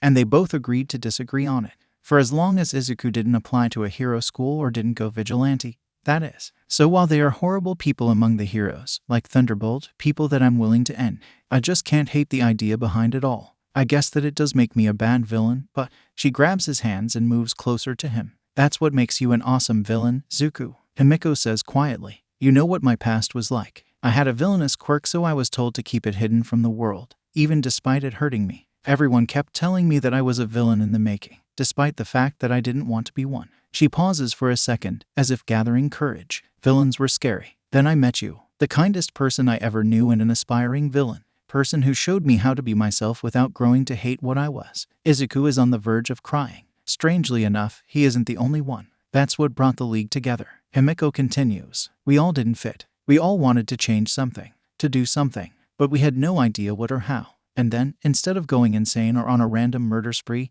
we met you. Person who didn't judge us by our past, or by our quirks. Person with ideals that we could follow. A leader. So don't feel bad for having said ideals. Besides, she chuckles slightly. After seeing All Might in person, I must admit he is awesome. Your dog's more awesome, though. What follows is a session of laughter interspersed with crying. And that's where I work on my secret evil plans, Izuku announces, while Himiko eyes the room curiously. It is quite spacious. There is a desk with a computer and a large book stand filled with his hero and villain analysis notes on one end. On the other end are 2 bookshelves with a rather diverse content. Oh wow, Himiko is shocked. That's the biggest collection of villain merch I ever saw. Having it in the room next to my own is kinda ironic. Izuku sighs. And most of the stuff are figurines I made myself. Actual villain merch is illegal and thus tends to be of inferior quality. I refuse to settle on inferior quality. He has standards, after all. There are like 200 figurines there. Himiko looks at him with a combination of terror and surprise. She is almost correct. There are only 191 figurines in the room. You made them all yourself. I'm a bit of a fanboy. Not sure if you noticed. He replies and she laughs. The left bookshelf is the villains I personally disagree and dislike. Izuku decides to explain. Plus heroes I believe are pretty much villains in disguise. They can both see a Thunderbolt figurine on that bookshelf. On the right are the ones that I personally look up to or at least think that they had a point. No All for One's figurines. Izuku respects him as a father figure, but his villain history is questionable. Extremely. You don't get called symbol of evil without being a monster. Lack of his figurine means that Izuku doesn't have to ask himself which bookshelf it belongs to. He himself isn't sure why. He knows he should hate his father's handiwork, but somehow he just can't.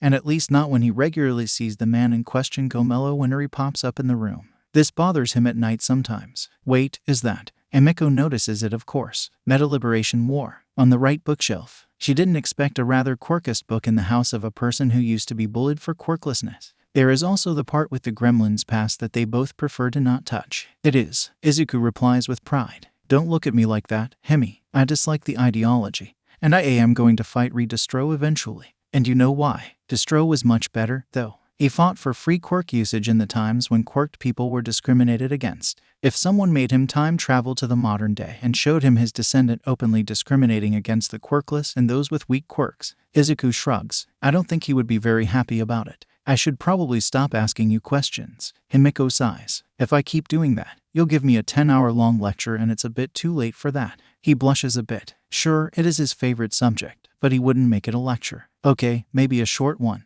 Now show me your browsing history. She leaps towards his computer. No. Izuku panics. Thankfully it is a joke. Unfortunately, he fell for it, and when he catches up to her, he sees that she is laughing. So you do have some shameful bits in it. She laughs. I thought you were an innocent cookie, but now I can see there is some spice in it. He does his best to appear innocent. Who is that, though? She decides to not mention the part of his desk occupied by figurines of the League of Villains members, but she does get curious over the one figurine on the desk that she doesn't recognize, which is probably suspicious, as it is right next to the monitor, in a rather exposed location. Thunderbolt was the second person that I killed. Certainly not something that a 16-year-old teenager should be saying. But he is living in cruel times. This is the first one. He was a villain who had a vision of a better world, but did horrible things to achieve it. I keep it here so that I remember him. And I remember that ends do not justify all means. That bird mask is quite cool. Himiko comments. What did he do? Kept her in a locked cell deep underground and harvested her blood to use her quirk to produce anti-quirk bullets. For more than a year, she stares at him with an abject horror on her face. He wanted a world of equality, and he saw quirks as something that made true equality impossible, and a form of disease. I still feel guilty for killing him, but I do not regret it. There is silence in the room for a while. Finally Himiko speaks. I love you, but I'm going to stab you dead if you ever do something like that. Himiko, in general, had no problems with stabbing people, even stabbing them to death. But there were lines she clearly wasn't going to cross. That's great. Izuku replies with a smile. If he ever goes so far off, slaying him will be an act of heroism. The type he likes. It is probably for the best that he doesn't mention that he bled her dry and then put her back together with his quirk part, nor the one where he disassembled her into a blood smear and then reassembled her back as a form of punishment, multiple times. It greatly helped the no regrets bit after he saw him slowly disassemble into a pool of blood in front of him, screaming curses and begging for life alternately. Overhaul died slowly, and he knew why. Fuck school, so how did your date go? Insomniac, you just want something to build another conspiracy theory about his family. Fuck school, yes. Izuku checks their private group chat on the villain network first thing in the morning. Okay, first thing in the morning after Kurogiri warps Himiko out. Everyone he invited joined it, and Izuku is already starting to regret it. Small might, honesty is a virtue. Handyman, we are villains though. Small might, do you know how many supervillains failed because their followers lied to them? Small might, I am too young to fail so. Small might, honesty good. Small might, unless you are talking to the police or heroes. Insomniac, great that you added the last part. Insomniac, I was about to phone local hero office to tell them about the league. Friendly vampire princess, it was great. Oh no, Izuku thinks. Friendly vampire princess, his parents are pretty cool. Friendly vampire princess, and his little sister is the cutest thing I ever saw. Friendly vampire princess, he also has a dog. Friendly vampire princess, Izuku's dog would probably chew All Might if someone told him to. She isn't going to let that go, Izuku decides. Fuck school, any of his parents look like aliens. Friendly vampire princess. Friendly vampire princess. One of the students in the USJ had a pink skin. Friendly vampire princess, and antenna like horns. Friendly vampire princess, compared to her Small Might's parents looked pretty human. Fuck school, disguises. Handyman, weird. Insomniac, what? Handyman, it's so normal that it's weird. Tenko has a point, Izuku decided. Point that needs to be addressed. Immediately, if possible. Small might. At Friendly Vampire Princess forgot to mention that both of my parents are supervillains. Fuck school, what? Insomniac. Handyman. Small might, can't tell any details. Small might, both are thought to be dead. Small might, we have a deal. Small might, I don't tell anyone who they are unless they specifically agreed to it and I keep my house's location secret. Small might, in exchange they don't butt into my business and support the league with some modest donations every month. Small might, so unless you decide to become my girlfriends, you can forget about finding out. Handyman, not interested enough. Insomniac, fuck school, can you at least play 20 questions with me? This explosion, I'm in if they let me make babies for them. Friendly vampire princess, I'm okay with that if I'm the wife and you're the mistress. 3. Izuku sighs. Loudly. Small might, no. Small might, just no. Small might, I'm going to wake up as a cyborg after the first night. Small might, at Insomniac, at Handyman and at Friendly Vampire Princess are my heroes for being brave enough to sleep in the same building as at Miss Explosion. Small might, strengthening my image as a criminal mastermind by having a harem of deadly women isn't worth it. Insomniac, she isn't that bad. Everybody loves the bartender. A week ago I ran into Miss Explosion in front of your bedroom. Everybody loves the bartender at night, with a welding torch and a number of parts. Everybody loves the bartender. She refused to elaborate on why she was there. Everybody loves the bartender. I teleported her back to her room 3 times. Insomniac. Oh shit, she is that bad. Papagiri, please no. Friendly vampire princess, please yes. Small Might, technically more for an uncle to me, but certainly dad to half of the league. Small Might, and certain cat. Small Might, you know what I mean. Small Might, my revenge will be terrible. Insomniac, did someone say cat? Fuck school, now I need details. Papagiri, his father wanted to do a swivel chair reveal inspired by an old film series they watched together. Papagiri, having a cat on your lap is apparently part of it. Papagiri, I provided the cat. Papagiri, excuse me for a moment. Papagiri, I found a stash of All Might merch in the headquarters and I need to do something with that. Papagiri, on an unrelated note, does someone know how to find GPS coordinates of the nearest active volcano? Friendly vampire princess, lol. Fuck school, XD. Handyman. Insomniac, it's great to know that our great leader is impervious to blackmail. Insomniac, also. Insomniac, can I move to its Small Might house? Small Might, if you want my mom to sneak sleeping pills into your drink at 8 p.m. then we can think about it. Small Might, the first thing she did after seeing your face on the TV was asking me to tell you to go to bed earlier. Insomniac, damn it. Small Might, also you aren't Insomniac, you just watch cats and troll people on the internet until 4 a.m. Insomniac, because I can't sleep. Small Might, did you even try? Insomniac, once, it was unpleasant. Handyman, okay, so a question. Handyman, we had a great first fight, lots of experience and fame plus 500. Handyman, GG would play again. Handyman, but what now? That is a good question. Way too good. Actually, Izuku was trying to not think about it too much for the past 3 days, since he was busy sorting out his family situation and dealing with Himiko's relationship status upgrade. Small Might, hard to say TBH. Small Might, I focused on the USJ attack, so I only have a general idea of what to do next. Small Might, we got our name out, and that's great. Small Might, but we set the bar a bit too high, I think. Small Might, if we start robbing banks after assassinating number 3 hero it would look kinda weird. Insomniac, suffering from success. Insomniac, nice change from suffering from failures XD. Friendly vampire princess, mood. This explosion, can we blow up local detonator factory? This explosion, I have just the right baby for that. Cat provider, you are storing high-yield explosives next to my bar. This explosion, yes. Cat provider, you just lost your internet privilege. This explosion, no. Cat provider, also I am confiscating the explosives. This explosion, you won't take my baby from me. Small Might, do it, do it, do it. Small Might, at Insomniac go to her workshop and brainwash her before she does something crazy. Insomniac, BRB. Friendly vampire princess, now that this is sorted out, at Small Might talk with us about the plan. Friendly vampire princess, wait, what was that explosion? Small Might, what explosion? Handyman, she is trolling you. Insomniac, that's my job. Insomniac, also at Miss Explosion has been detained. Insomniac, she said where the bomb is. Insomniac, everything will be alright. Small Might, I hope you aren't trolling me while saying that because I know you well enough. Small Might, dying in flames is a small price to pay for a good joke in your twisted mind.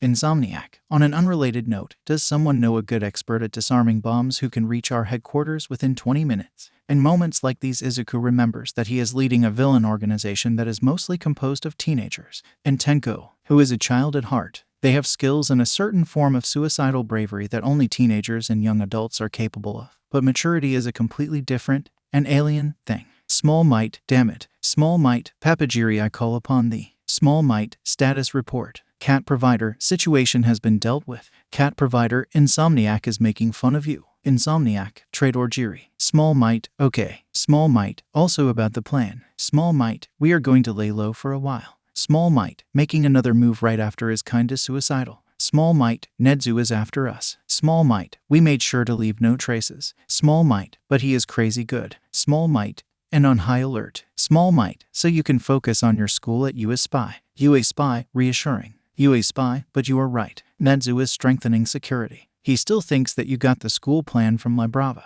If you move against UA again soon, he will get suspicious. UA Spy, wait until Power Loader stops being this attentive to the cybersecurity before doing anything to UA. Small Might, well you heard it. Small Might, the thing is, my plans aren't exactly focused on UA. Small Might, I don't plan to invade it again, that's for sure. Small Might, I actually kinda love that school. It was all about the Thunderbolt. UA Spy, great. So what's the point of me being in it? Small Might. High quality education and good work prospects with the diploma. UA Spy. Fuck school. Fuck school, I hate UA. Friendly Vampire Princess, we know. Handyman, yeah. Insomniac. Yup, you mentioned that twice a week at least. Mustard has a general dislike for any schools perceived as elite, and personal hatred for the UA, which is also the reason for his slip into villainy. Izuku knows about it, and considers it a bit childish. But then again, he became a villain because his parents were villains. He isn't one to judge. If Mustard saw that as enough of a reason to become a villain, then Izuku is alright with that. It wasn't his job to talk people out of villainy, but it was his job to make them into proper villains. Ones with skills, end goal, conviction, and some personal creed to follow.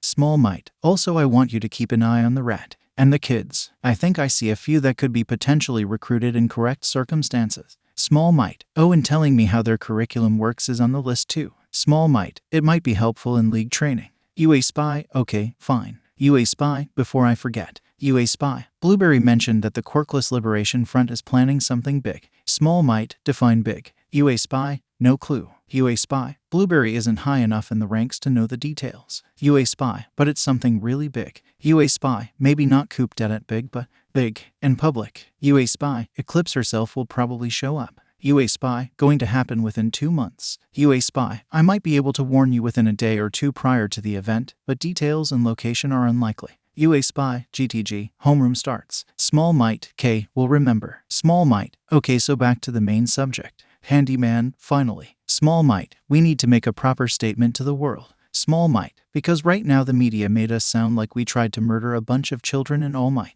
Small Might. I'm literally too afraid to recruit people RN because we'd get the wrong kind of people. Small Might. G-Man told me that fucking Muscular asked him about us. Fuck school? Oh shit. Friendly Vampire Princess. Who that? Insomniac. Nasty serial killer who brutalized a bunch of children. Friendly Vampire Princess. Oh shit. Small Might. So yeah. Small Might. I have an idea, but we'd need to contact someone who is notoriously hard to contact. Small Might isn't on the villain network. Small Might isn't a hero or a vigilante neither. Small Might or might not be playing solo. Small Might and regularly changes location. Small Might. Worst of all, this isn't a manga, so he isn't going to randomly pop up in front of us just because we're in the same city while looking for him. Small Might. Oh, and he might or might not consider most villains to be a kill-on-sight target. Small Might. And we kinda share the outlook on All Might, so he might try to murder us without giving us time to explain for what we did at the USJ. Fuck school. Is this a form of 20 questions? Insomniac. Oh shit, I think I know who you talk about. Insomniac. You are crazier than Miss Explosion. Insomniac. This is why I'm working with you lol. Insomniac. It's never boring. Fuck school. Fuck how. Insomniac. I spend half of my life on the internet. Handyman, but still suck at video games. Insomniac. At least I have a life. Handyman, on the internet. Small Might. Marry already. Handyman. Fuck you. Handyman. Hashtag Team 2D Women. Insomniac. Hashtag Team Caffeine. Fuck school. Okay, so I have a question. Insomniac. Not telling you who the guy is unless Small Might admits. Fuck school. No, I just wanted to ask if Small Might is Redestro's illegitimate son. Insomniac. Jesus Christ, he said that his parents are thought to be dead. Fuck school. Could be a logical ruse. Friendly Vampire Princess. All I can say is that he has a copy of the Metal Liberation War. Friendly Vampire Princess. In his study/villain lair. Fuck school. Yes. Small Might. No. Small Might. I don't even like his ideology. Small Might. It's quirkist. Small Might. But I collect villain stuff. Small Might. Also, asking my own father for an autograph would be super weird.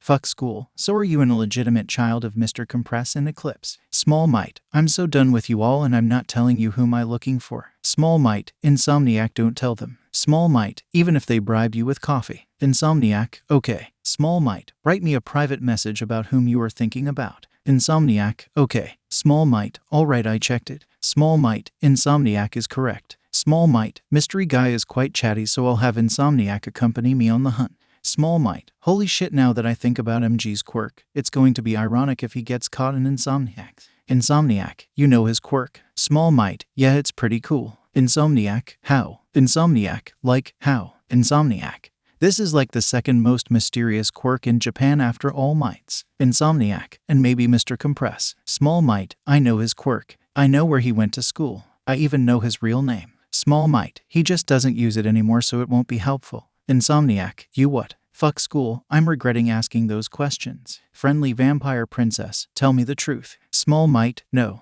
Fuck school, shots fired, shots fired. Small Might, Himmy. Small Might, no. Small Might, it will be a surprise. Small Might, you'll like him. Small Might, unless he murders you first. Vampire princess, oh. Handyman, speak. Fuck school, spit it out. Small Might, if I get my mom to cook you all something tasty, will you drop the subject? Vampire princess, immediately and wholeheartedly. Fuck school, okay, now I'm looking forward to the food that's this good. It is time to make a handful of other talks. There are a few secret chats that he is a part of. He isn't exactly hanging on Jiren when it comes to intelligence gathering. That man is reasonably loyal to whoever's paying him, but you never know who goes after him with a brainwashing quirk. The idea of some truth-enforcing quirk hero coming near the information broker is probably a common nightmare for the Japanese underworld. Satan 2, hello there. Dr. Evil, how can I help you? Satan 2, how many second-gen Namas are ready? Dr. Evil, depends. Dr. Evil, ready as in can fight, or ready as in can fight and follow orders. Dr. Evil, training second gen takes more time than the quirk implantation itself. Satan 2, fight and follow orders. Satan 2, or at least not attack unrelated people. Dr. Evil, you are still hanging on to that. Satan 2, I literally just came forward with my existence. Satan 2, I have a fan club of edgy people on the internet. Satan 2, I'm not all for one. Satan 2, I need to uphold an image. Satan 2, political terrorism kinda hangs on it. It is probably better sounding than I do not want to kill random people, you nutjob. The doctor is useful, but he is from the Alo's school of evil. Unfortunately, Izuku has to lie a bit. The last thing he wants is the doctor going renegade. Dr. Evil, 7. Dr. Evil, but they aren't high-ends like Hellhound. Dr. Evil, top 10s will take them down almost instantly. Dr. Evil would do alright against regular heroes. Dr. Evil, or as a distraction. Satan 2, alright. Satan 2, keep 3 of them combat ready at all time during the next 2 months. Satan 2, ready to warp at the moment's notice. Dr. Evil, something I should know. Satan 2, League's member has a childhood friend in a villain group that I will not mention for personal reason. Satan 2, they just made a watch yourself during the next 2 months comment. Satan 2, implying that something nasty is going to happen. Satan 2, I don't know when or where. Satan 2, but I prefer to have something to cover my retreat if shit hits the fan. Dr. Evil, Japan is big. Satan 2, yes, but I don't like the fact that this came up literally 2 days after we've hit UA. Satan 2, might be a coincidence, but you never know. Satan 2, better safe than sorry. Dr. Evil, understandable. I will do as you ask. Just one conversation left. This time not on the villain network, but on a completely different site. Izuku has to refresh an old working relationship. He can only hope that it is still a thing. Akatani Mikumo, yo. Sawatekio, what is it? Instant answer. That's unexpected. Both names are fake, but, well, that is to be expected considering the circumstances. Akatani Mikumo, need to find someone. Sawatekio, I assume you can't just ask the police about them. Akatani Mikumo, yes. Akatani Mikumo, they are looking for him too. Akatani Mikumo, I prefer to find him first. Sawatekio, very well. Sawatekio, but you do know that the Alliance will want something from you. Sawatekio, depending on how serious the thing is. Sawatekio, who is it? Akatani Mikumo, Stendhal. Sawatekio, are you fucking kidding me? Sawatekio, no you most certainly do. Akatani Mikumo, chill down. Akatani Mikumo, it's important. Akatani Mikumo, I can offer things in exchange. Sawatekio, listen. Sawatekio, I have you in my contact list because you gave us an info about several notable criminal hideouts. Sawatekio, like 3 years ago. Sawatekio, which was pretty cool BTW. Sawatekio, and we are thankful and consider ourselves to be somewhat indebted. Sawatekio, but you were silent for a long time. Sawatekio, and I don't even know who you are. Akatani Mikumo, good. Akatani Mikumo, works both way. Akatani Mikumo, I have some new things. Akatani Mikumo, you won't like them. Akatani Mikumo, but I need to find Stendhal. Sawatekio, isn't he dead or retired? Akatani Mikumo, he isn't and that's kinda a problem. Akatani Mikumo, for a lot of people. Akatani Mikumo, he is very active but rebranded. Akatani Mikumo, I hope that someone knows anything about him on your end. Akatani Mikumo, might be even stuff like a coffee shop he frequented. Akatani Mikumo, would have preferred to know any of his associates that might be still in contact secretly or any sort of safe house. Sawatekio, give me a moment. He waits for 2 hours, during which he eats breakfast. Sawatekio, the Alliance conditionally agrees. Akatani Mikumo, let me guess. Akatani Mikumo, conditionally as in depends on what your stuff is. Sawatekio, yeah. Akatani Makumo. Okay, so I have two things. Akatani Makumo. An R1 hero killer is the Stendhal's new brand. Sawatekyo. What? Akatani Makumo. I know that for certain. Akatani Makumo. Don't question it. Akatani Makumo. I like his new aesthetic, though not exactly what he is doing. Akatani Makumo. An R2 quirkless liberation front is planning something big and public within the next 2 months. Akatani Makumo. I do not know the location nor the exact time, but it's apparently some major operation. Akatani Makumo. Eclipse will almost certainly show up in person. Akatani Makumo. There is a chance that I will be able to warn you a day or two before it happens, but I can't promise that, and I'll probably not know the location and what they are planning to do exactly. Akatani Makumo. Deal. Sawatekyo. Yes, we'll send you what we know today or tomorrow. Sawatekyo. Are you alright with us telling the heroes that something nasty is going to happen? Akatani Makumo. What heroes? Sawatekyo. Eraserhead should be leaving the hospital today. Probably Ingenium too. So either the underground heroes or the surface ones. Akatani Makumo. Tell Eraserhead. Akatani Makumo. I kinda owe him something. Sawatekyo. 4. Akatani Makumo. Not telling. Bye. Shota Aizawa likes teaching. This isn't something that he would admit in public, especially when the public includes his quote-unquote friends or the students that have the misfortune of being his student. He might have been wounded in the USJ attack, but it isn't the first nor the last time. That is no reason to not show up to school. He is no longer unconscious after all, and he can both walk and speak. What else does he need? He trained the kids well. There is silence in the class within 3 seconds. Good. Wasting time was illogical. Principal Nedzu told me to make an announcement. Eraserhead says, ignoring the way Bakugo flinched at the name. He has no idea what the crazed rat talked about with Bakugo, but it was probably something utterly terrifying. Despite his lack of knowledge, he agreed to not expel Bakugo, despite the kid's illogical charge being the cause of his teacher's injuries. It's about the sports festival. A sports festival? One of the kids asks in visible shock. It is probably another case of students being surprised by something normal. Are they still traumatized by what he did on the first day? Is normal school stuff during the homeroom this surprising? Don't tell me it's gonna get cancelled. Iraraka looks crestfallen, probably wants to show her parents her progress or something else like that. He doesn't really care. Nedzu decided to go forward with it. Aizawa announces. There were some mixed reactions to this statement. Calling it off would only make the UA look bad and rob you of a precious opportunity to showcase your skills to pro heroes out there. The security will be significantly tightened, however. 5 times more police, numerous heroes on the standby, and so on. I was also told to remind you to be cautious. What do you mean by cautious, Aizawa-sensei? Ida and his weird hand movements. Irritating. But he performed admirably during the USJ attack, so Aizawa decides to not be irritated this one time.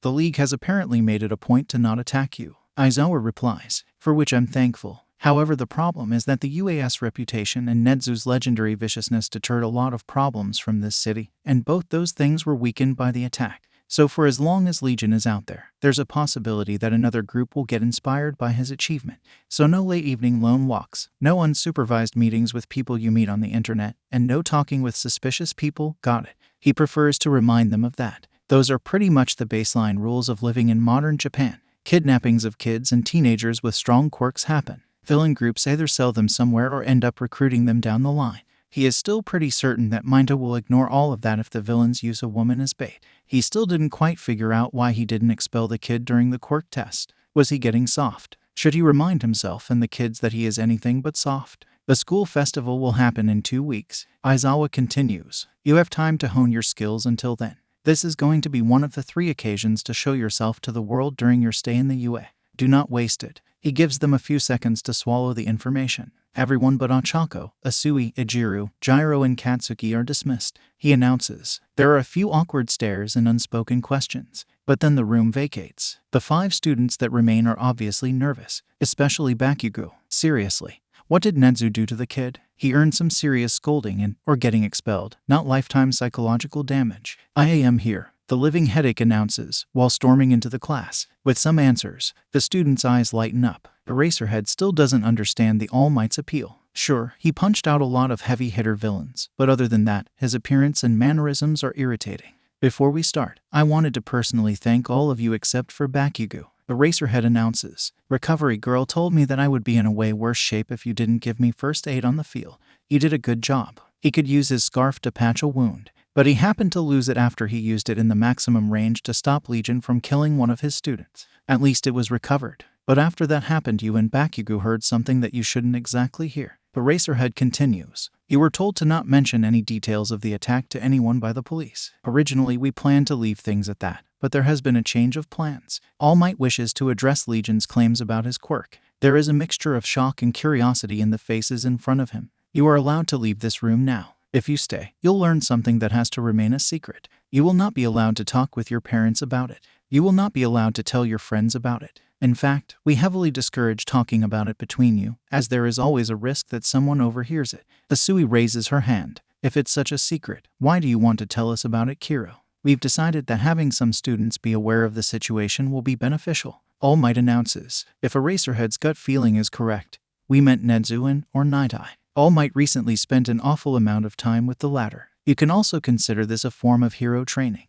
Even the surface ones sometimes need to hold a secret. In the end, they all decide to stay. Even Bakugo. Eraserhead is faintly proud. Very well, All Might says. Then he deflates in a cloud of steam. Well, Kirishima is the most expressive among the students. Asui and Uraraka merely stare. Bakugo stares too, but with something akin to fright in his face. What the hell? All Might pulls up his shirt, exposing his rather horrific wound. This time everyone stares with terror on their face. 6 years ago I fought against a villain. All Might speaks with a solemn tone. I cannot tell you who it was, as the government decided to keep his existence a secret. I have managed to defeat him, but not without losing a stomach and one of the lungs. Ever since then my power has a time limit, one that decreases each time I overuse it, like I did in the USJ. None of the kids utter a single word. That is quite a revelation to be hit with. But Aizawa spots a movement on Kirishima's lips.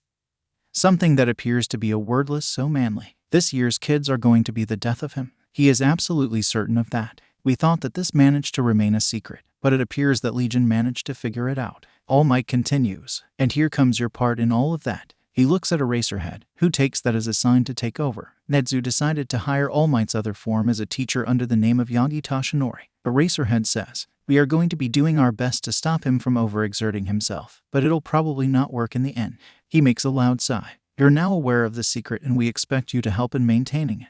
This means providing diversion when All Might needs to abruptly vanish and change into Yagi Tashinori, deflecting questions as to why their clothes tend to match up weirdly often and so on.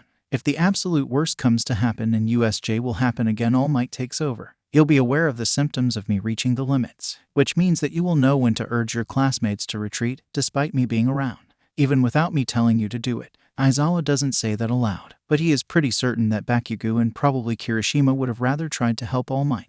That man's brain is working well enough to know that much. He can only hope that there will be no occasion for that to happen. Zukuo. Himeko suddenly speaks. So can you tell me whom we're looking for? Izuku knew that he was going to regret the decision to let her join the search party. He did it regardless. It wasn't exactly favoritism. She had a point when she said that they could use someone skilled in melee. Mindscrew is there too, wearing a hoodie. Then again, they all wear those. And when they left the hero-patrolled part of Hasu, they also added some masks and moved knives to visible parts of their bodies. This isn't a safe place to be in, and it is best to show the locals that they meant business. So after getting his mom's cooking, you also want to get the intel. Mindscrew comments from the sideway. Greedy. She has a point, Izuku says, and Himeko beams. We're literally looking for him right now. Together, looking for someone you don't know is kinda counterproductive. Still greedy, but alright. Mindscrew wants to be the only one on the secret, probably for the purpose of some practical joke. We're looking for the hero killer, Himi. That surprises her. That serial killer targeting heroes. She replies finally. He is famous, yes, but why are we looking for him? Isn't he? I mean, I figured out that you'd hate him. She probably isn't up to date with the situation. Hero killer targets corrupt heroes. Izuku replies. Mini Thunderbolts. He has a very well-defined idea of a hero as someone who saves others simply because they can,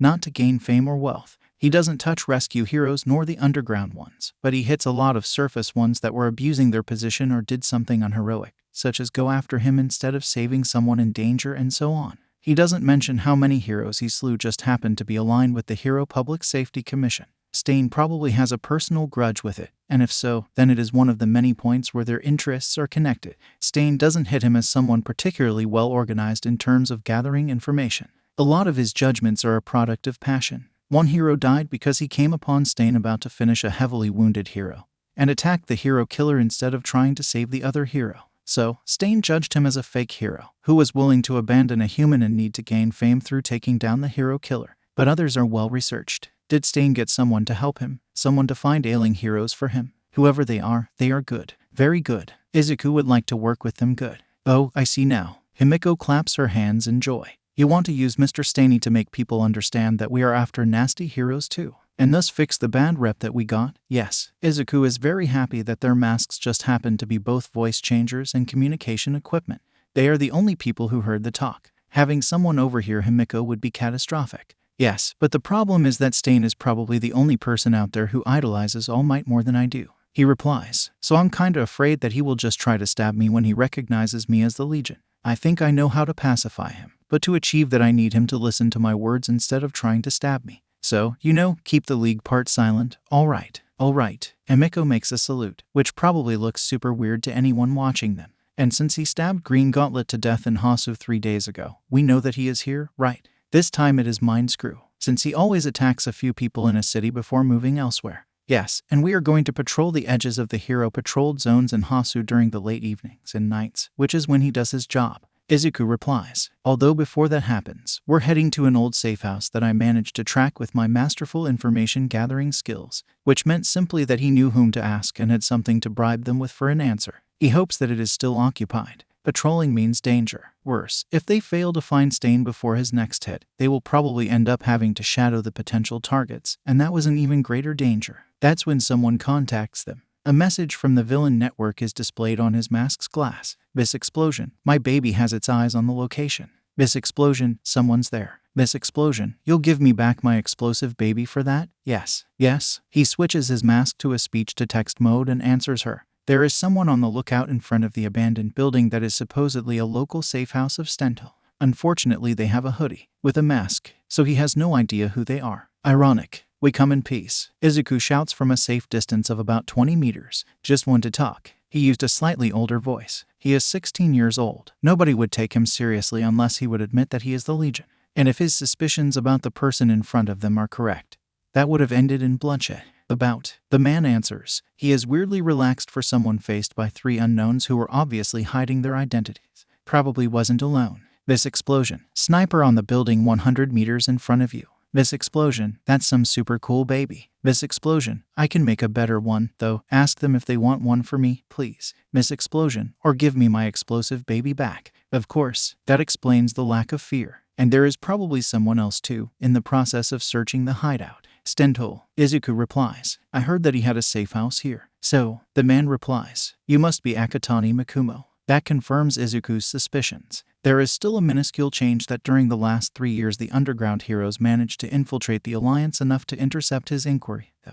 And you must be from the Vigilante Alliance. Neither Himiko nor Hitoshi move, but Izuku is certain that they have to be quite surprised by that announcement. I think I mentioned that I wanted to find Stendhal first. Sorry, but if your intel is correct, this is kinda personal. The Vigilante shrugs. If someone finds out what he is doing now, the Hero Commission will have a serious motivation to go after us. Thus far we've mostly stayed under the radar. Besides, it's not like you told us why you want Stendhal, and he isn't going to. What is he supposed to say? Well, we're going to shoot a commercial about murdering people together. The first rule when you have a sniper aiming at you is to not give them a reason to pull the trigger. Fine, Izuku shrugs, but let's make an agreement. If we get him first, you won't intervene. If you find him first, we won't intervene. And whoever finds him tells the other side about it so that they can stop wasting time on useless search. I can work with that. The hooded man replies, you have the deal. Izuku nods and turns his back on him. His comrades follow. Naturally, they don't let him stay silent for long. Okay, so I'm going to ask the question.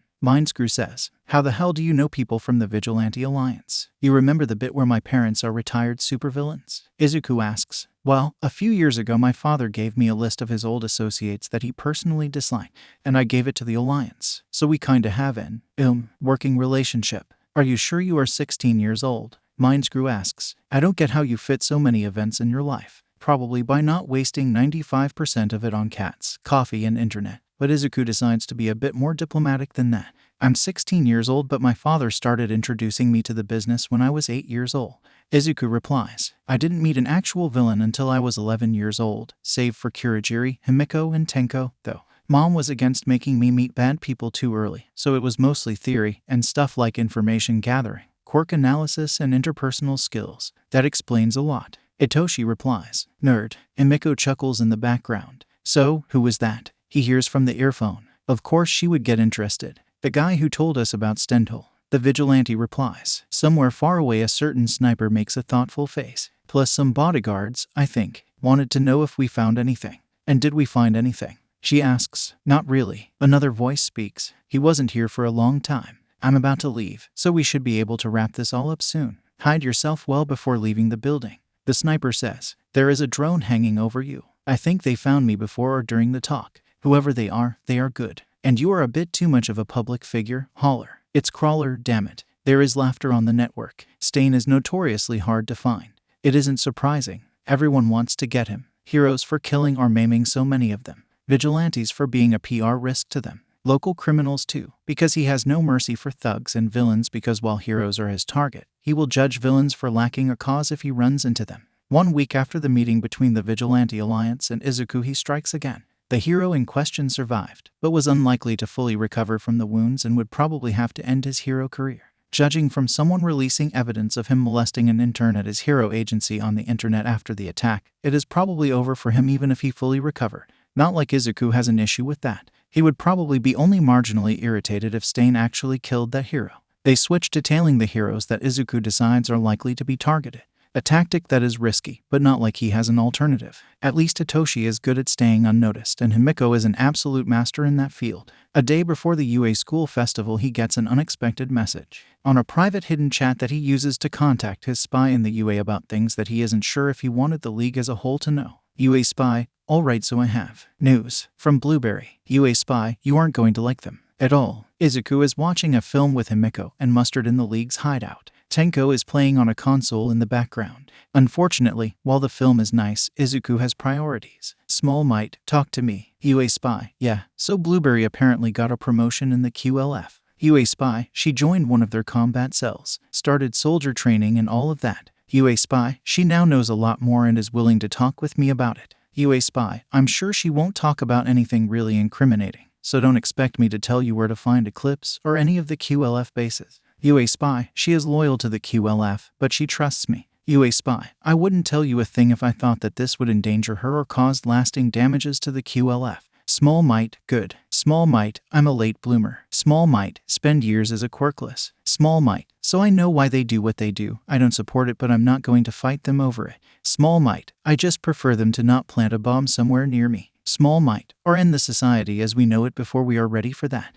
Small Might, tell me what you feel comfortable about sharing. UA spy, K. UA spy, she is positively terrified of the amount of stuff the QLF amass. UA spy, they are apparently pretty much drowning in weaponry, explosives, and support equipment. UA spy, and that's just her cell. Small Might, someone is supporting them. UA spy, no clue, it's not like they explained that to new recruits. UA spy, here comes the bad news. Small Might, worse than what you already said. UA spy, yes. UA spy, you remember that Tokyo bombing campaign 2 years ago? Small Might, yes. UA spy, they were something like 5 combat cells involved in that. UA spy, largest joint operation of the QLF to date. UA spy, Blueberry said that this time they are amassing FIFTY combat cells. That was an oh crap level of intel. Small Might, are they trying to pull redistro on Japan? Small Might, I don't think that it can survive another successful secession. UA spy, dunno, but they have at least 1,000 well-trained fanatics who literally live to see the world burn involved, and that's bad news. UA spy, even worse, they also have some other groups involved. UA spy, she heard mentions of not only combat cells but also some demolition and heavy weapons cells being involved. UA spy, numbers unknown,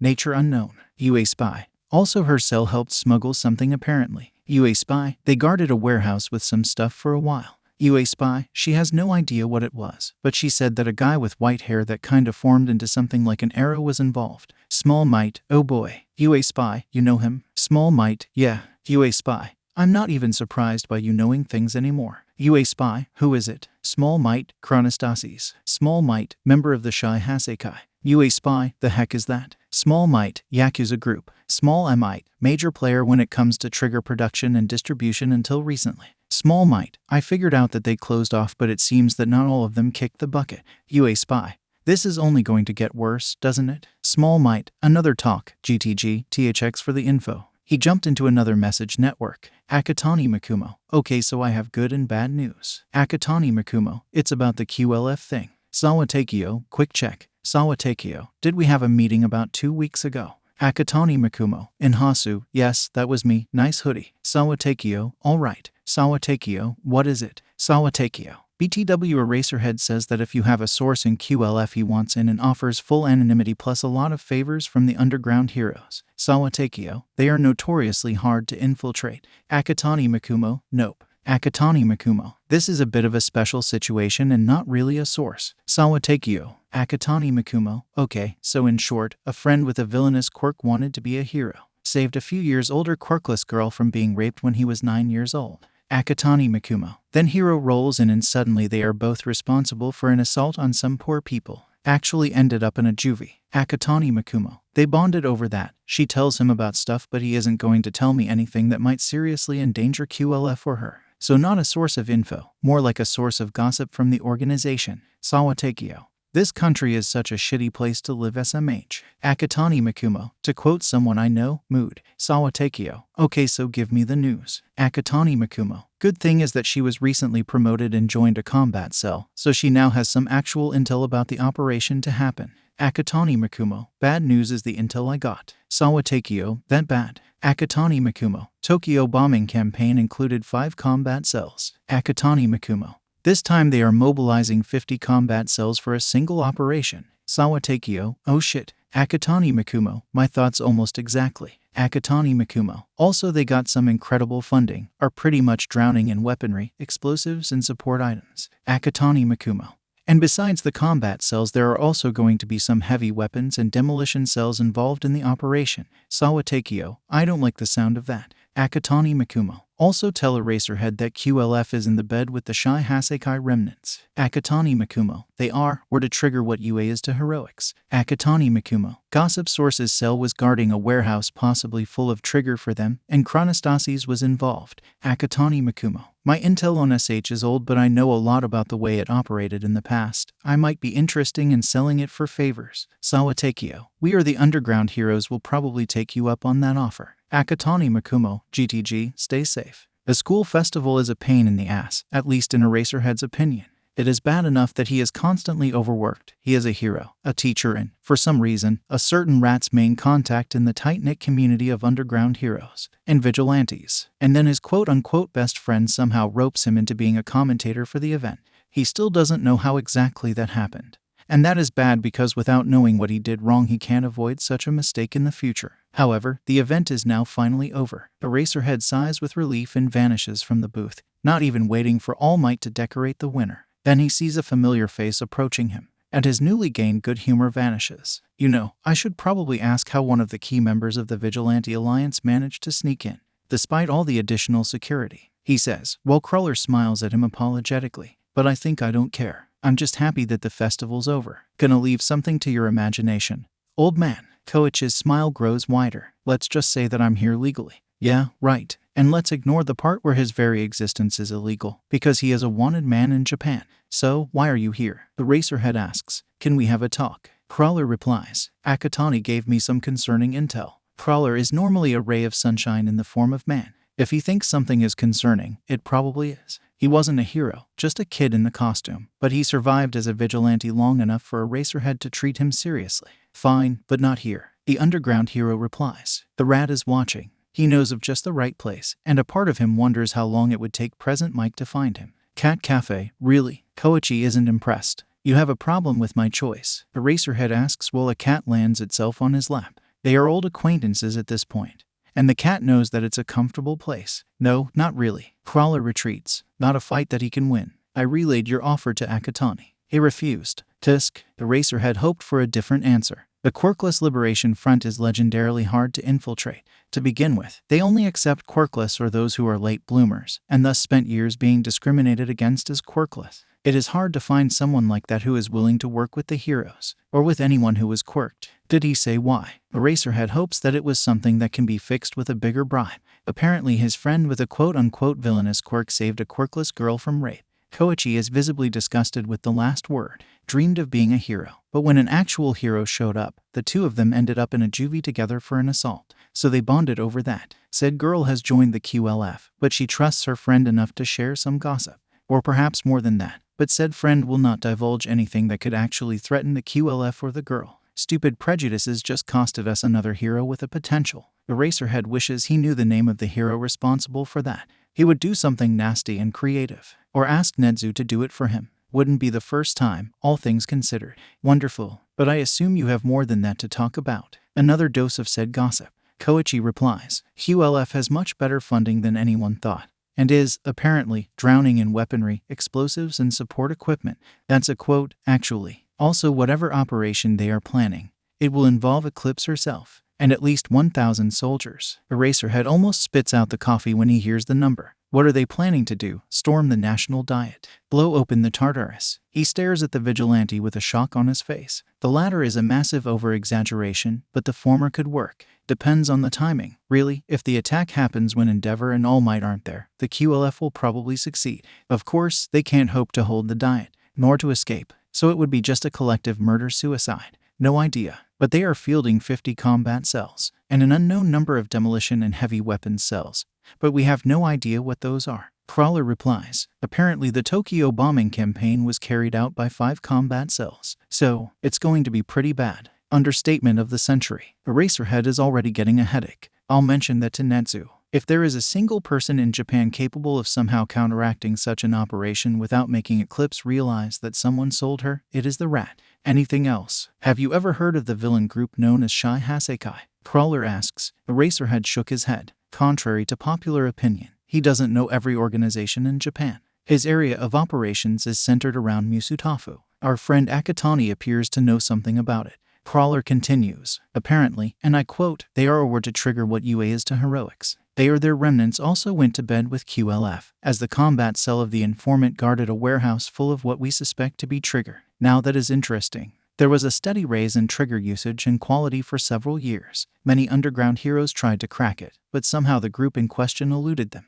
If the QLF was responsible for the transport, QLF that was also almost impossible to crack from the outside, it would explain a lot of things. I'm going to ask Nedzu about that group too. Eraserhead replies, this might be a breakthrough that we needed when it comes to the trigger distribution. Crawler nods. He battled too many trigger-addled villains to not be looking forward to it. Did he tell you anything more about them? A single name. Crawler replies, Chronostasis. Apparently he was in charge of the warehouse in question. Mikumo claims to have a lot of intel on Shai Hasekai that he is willing to sell for favors, primarily their quirks and also some personal stuff, but he says that his knowledge is 1.5-year-old. Defector from the group. Eraserhead asks. Crawler shrugs in answer. Dunno, can't get a read on him. Really? The Vigilante replies. He gave the Alliance a lot of valuable intel 3 years ago, then vanished and reappeared a few days after the USJ raid. He started giving us stuff again, and asked for our help in finding the hero killer, oddly enough. Hero killer. Eraserhead is increasingly interested in Akatani Mikumo. Why? Again, no clue. Crawler shrugs. He says that he needs to find him before the police do. Alliance would have normally told him to get lost, but he made a claim that hero killer was previously our member. He even gave us the name.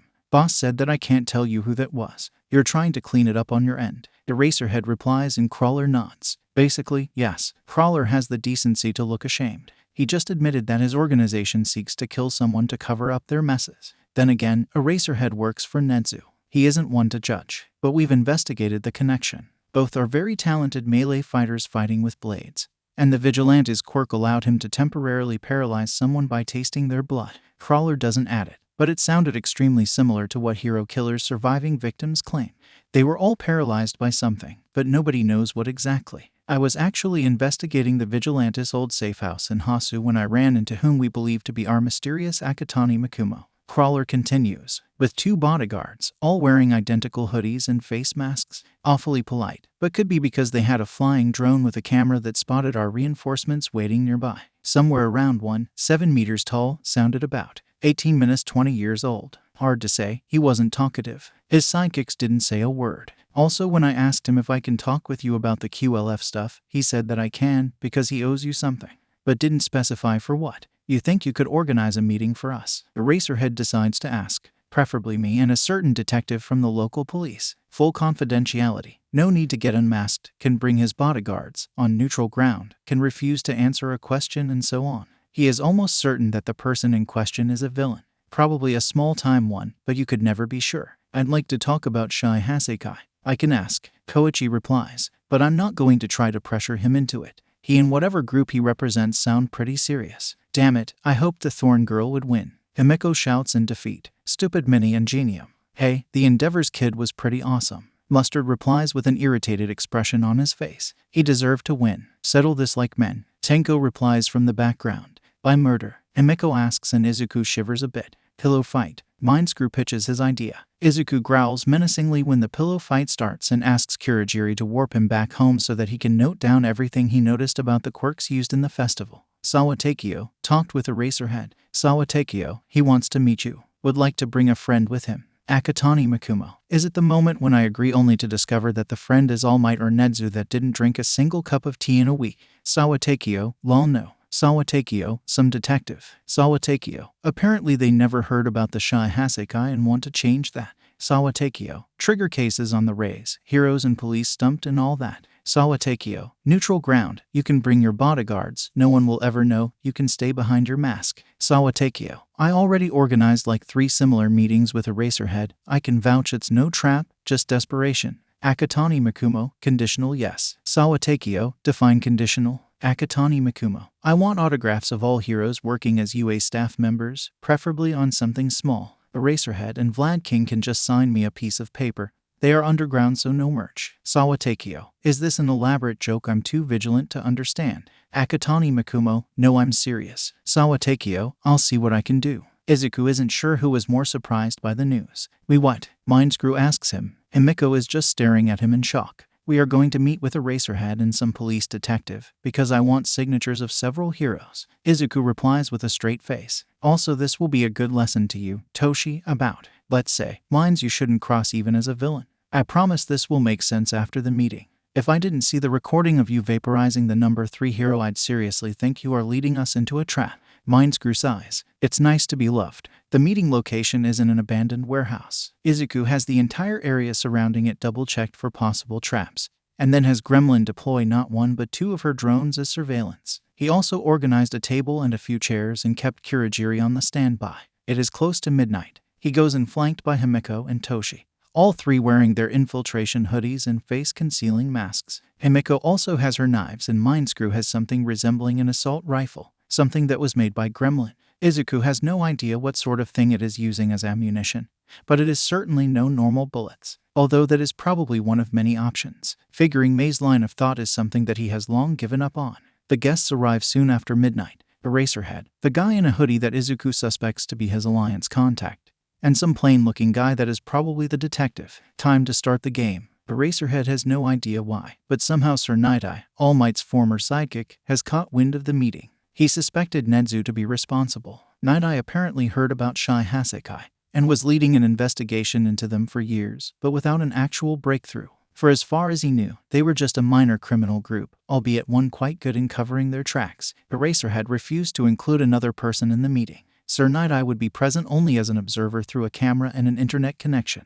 Hopefully he wouldn't have to. Eraserhead isn't sure what he was expecting. The meeting place is rather standard. Crawler doesn't make any "oh you brought someone new" comment, so the 2 bodyguards are either the same people as those following the informant and Hasu or have very similar body build. Akatani Makumo is sitting in a chair on one side of the table. There are 2 chairs on the opposite side and one beside it. Bodyguards stand behind the man himself. Crawler hands the bag of merch to Makumo, who briefly checks it before handing it to one of the bodyguards. Great, he said. Eraserhead's estimation of his age based on the voice aligns with Crawler's. So what do you wish to know? Shy Hasekai, Eraserhead says. They have a plan. Naomasa has a small item in his pocket, pretty much a button that, if pressed, will make another item jolt him slightly. Something to signify that the detective noticed a lie, but without warning their informant about his lie-detecting ability. Let's go chronologically. When did you become aware of them? About 3 years ago. Makumo replies. I was told by someone to investigate them. Can't say why or by whom exactly, but I did so for more than a year. I even joined them for a while. And what were they exactly? Eraserhead asks. A remnant clan of Yakuza.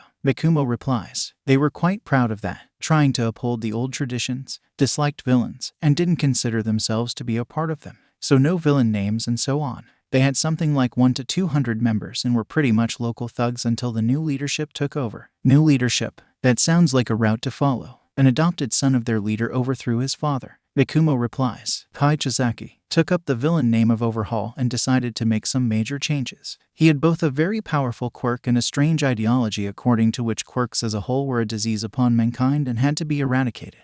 I think he thought that if he destroys them, he will get rid of heroes and villains and thus the Yakuza will be able to be restored to its former glory. Trying to turn the clock back at its earnest. Quite ambitious, Eraserhead has to admit, especially for such a small group. Then again, it's always the small groups, isn't it? I think I can see why he gets along with QLF. Naomasa comments. He doesn't. I killed him. Mikumo replies, surprising them both. Which, all things considered, was pretty heroic. I'm going to be honest with you. In a few more years he would be a menace worse than Eclipse or Redestro. He decided to wage war against quirks as a concept, and was on the best way to win it. Bold statement. Eraserhead comments calmly, especially in front of a hero. He isn't going to make an arrest. First of all, they have to gain more intel. Second of all, Japan has enough problems as it is to be worried about the death of some unknown villain. Eraserhead has priorities. Mikumo only shrugs in answer. Win it. Naomasa seems to be in agreement with Eraserhead.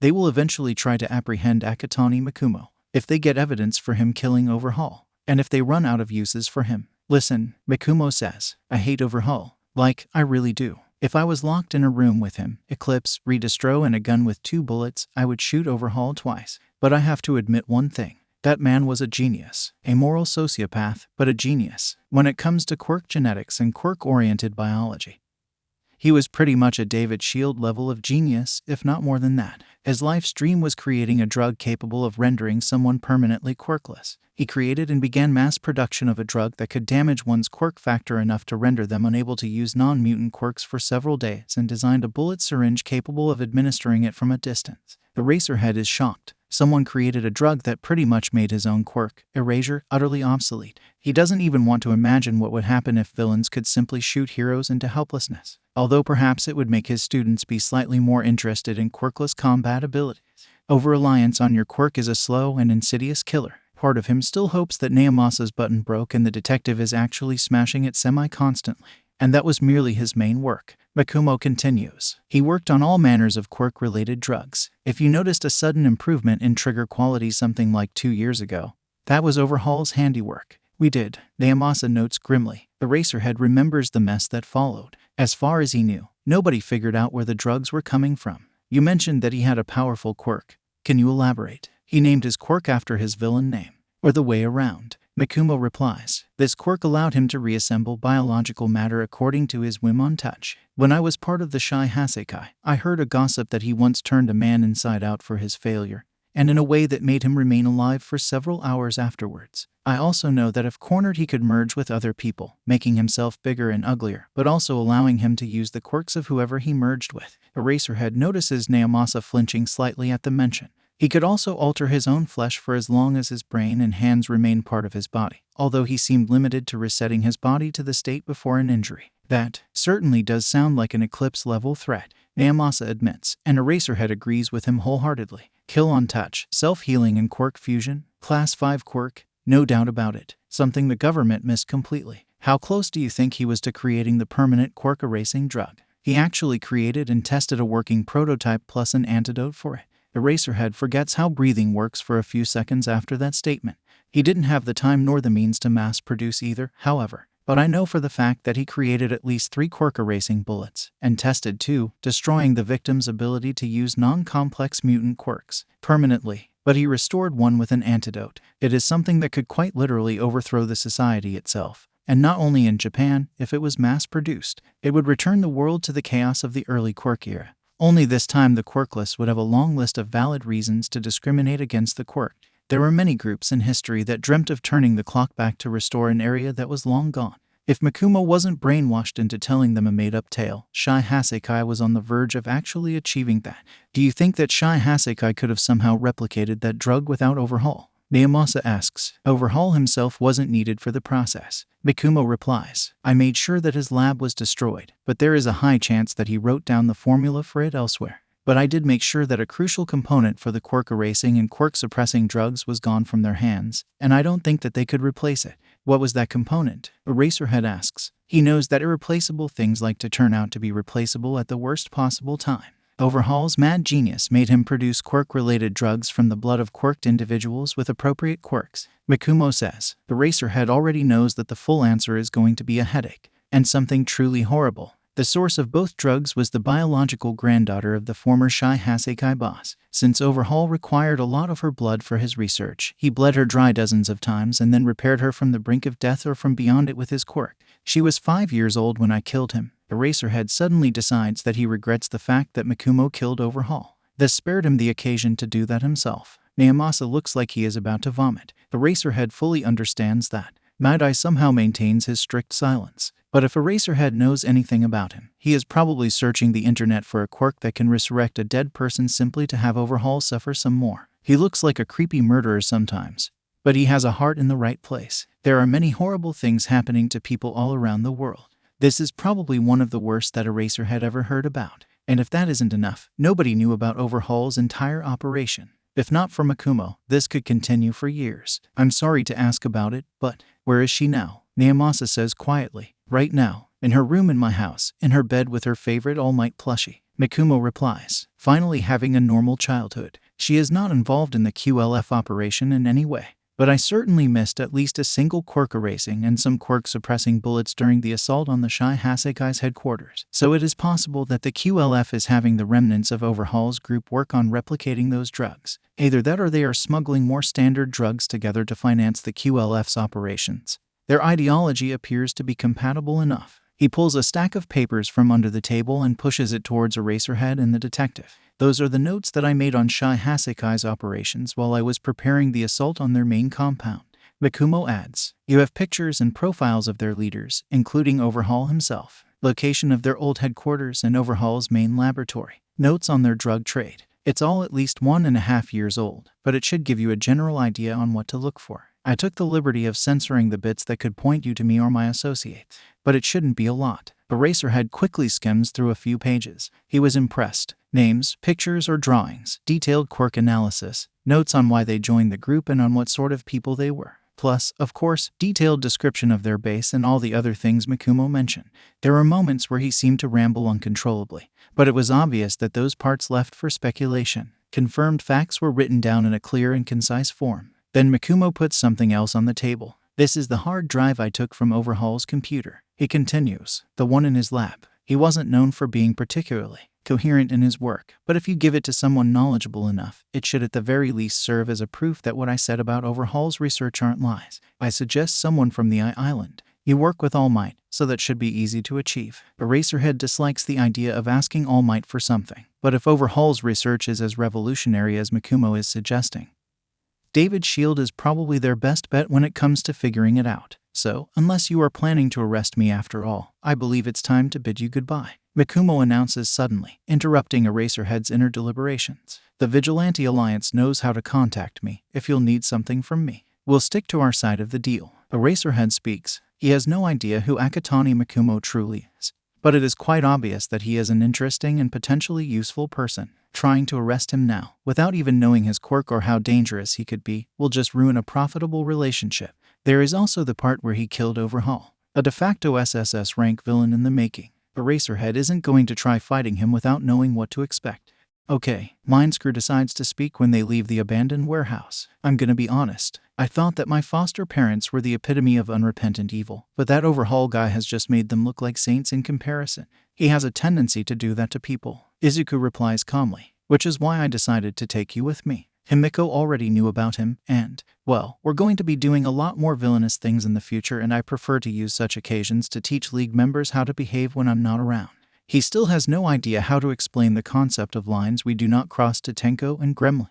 Tenko is a borderline murderous psychopath. Although he has I'm brawn you are brain deal with Izuku, the supervillain isn't planning to give his best friend a chance to operate independently anytime soon. And Hatsume is Hatsume. She was kinda unhinged before the event that drove her to Villainy, and now, if anything, she appeared to be strangely stable since the USJ attack. Izuku doesn't like that. It's unnatural and she is probably hiding something. You didn't tell me about the repeatedly bled dry and stitched together part. Himiko comments. She is furious, but hopefully not at him. You were meeting my parents and we were having something close to a first date. Izuku replies. What was I supposed to say? Describe in detail how Overhaul violated my adopted sister for more than a year. Way to set up a romantic mood. You have a point. He can hear her clicking her tongue in irritation. She is in a bad mood, during which she is way less expressive, speaks in a more concise way, and could get really scary. I really wish I could stab him a few times and leave him to bleed out slowly. If Izuku read her mood correctly, this is no exaggeration. She is a bit of a psychopath when angry. So yeah, in short, Izuku decides to comment.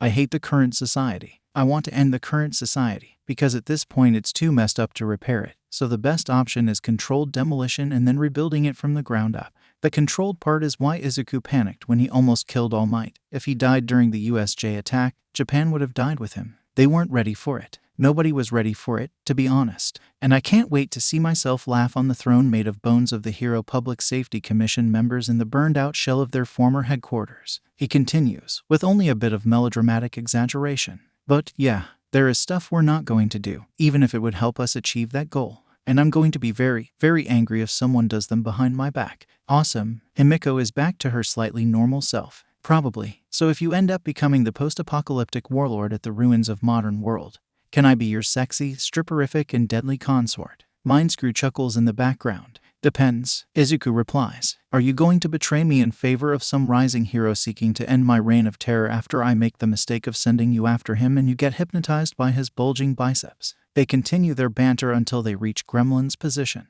Once she makes sure that heroes didn't put anything dangerous in the merch, Kurogiri warps them back to the base. A few hours later, Izuku sees the news. Stain attacked Ingenium in Hasu. The hero was pronounced dead on arrival. What the hell did you do, Stain? He whispers to himself. It isn't like him. Ingenium was a good hero, but not skilled in combat enough to force Stain to use lethal means in self-defense. Stain could have just paralyzed him for a moment and disappeared. What could have happened in that alleyway? 5 days after the meeting with their mysterious informant, Eraserhead is cordially invited to Nedzu's office. The subject of the day, Overhaul. He arrives last. Detective Tsukachi, Nedzu, Sir Night-Eye, and All Might in still skeletal form are there already. David Shield is also present, but as a face on the computer screen. Eraserhead earns a surprised look from the genius inventor when All Might was introduced as All Might. The All-Oaf probably forgot to mention to his friend that Aizawa is within the group aware of his injury, though everyone was suspiciously dodgy on whoever caused it. Everyone is present. All Might announces, I believe that we can start, David.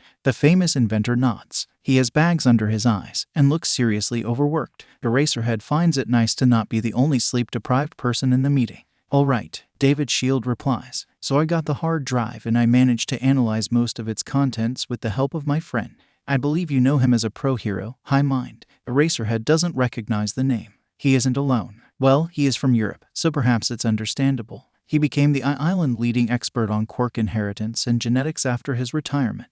The inventor takes a deep breath. We both have one question. Where the hell did you find this? What do you mean? Sir Night-Eye is obviously stumped. Who is the author of the files on that hard drive? David asks again. Because he deserves at least 2 separate Nobel Prizes and several consecutive life sentences. Oh dear, thinks Eraserhead. Whether Overhaul's supposed research was genuine was an object of controversy among those involved in the investigation. Eraserhead and Tsukachi suspected that there could be something in it. All Might and Sir Night-Eye were skeptics. Nedzu was unreadable. So, the data is genuine. All Might asks carefully. Genuine. David appears outraged by the word. Yagi, me and High Mind haven't slept for 4 days straight. And in the end we only slept last night because Melissa slipped sleeping pills into our drinks. Where did you find this? I think I can answer that question. Eraserhead decides to come forward. David's eyes focus on him. I'm an underground hero. I was following a lead about a criminal organization responsible for trigger production and distribution in Japan, and ended up meeting an anonymous informant. He claimed that he stole the hard drive from the laboratory of the head of said organization.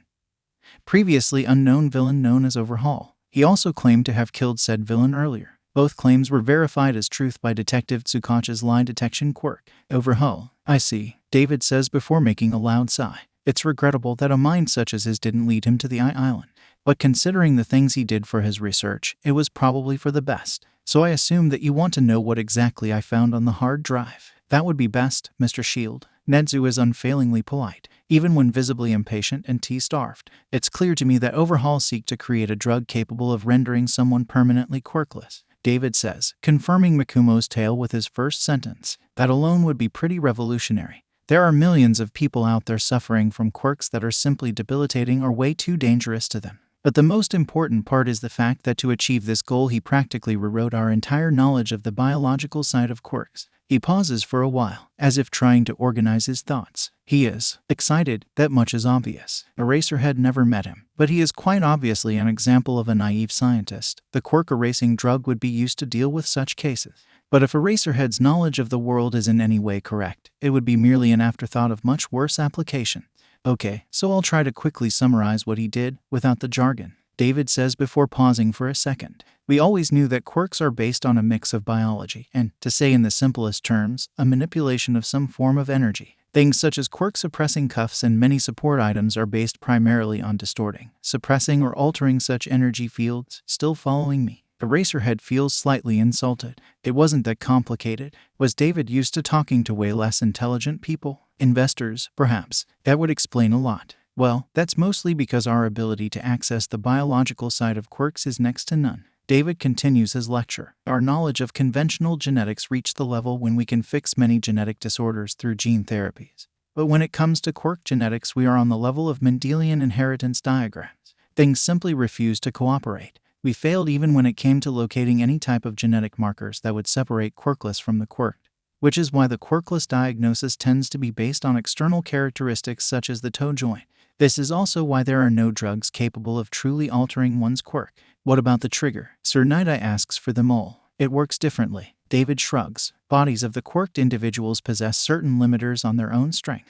For example, humans use only a fraction of the full potential of their muscles, as going beyond a certain level threatens to damage them. Trigger essentially lifts such inborn limiters, which influences both their quirk strength and natural strength to a certain degree. It doesn't amplify the quirk itself. Are you saying that Overhaul managed to crack that barrier? Nedzu asks. He is visibly distraught, probably due to his past as a lab rat, if Eraserhead's suspicions are correct. Yes, he did. There is silence in the room. Ironically enough, he didn't actually figure out any big secret. No unified biological quirk theory or something like that in the files. He simply approached the issue from a completely different angle and seemed to have used an overwhelming amount of unethical human experimentation to brute force the blockade.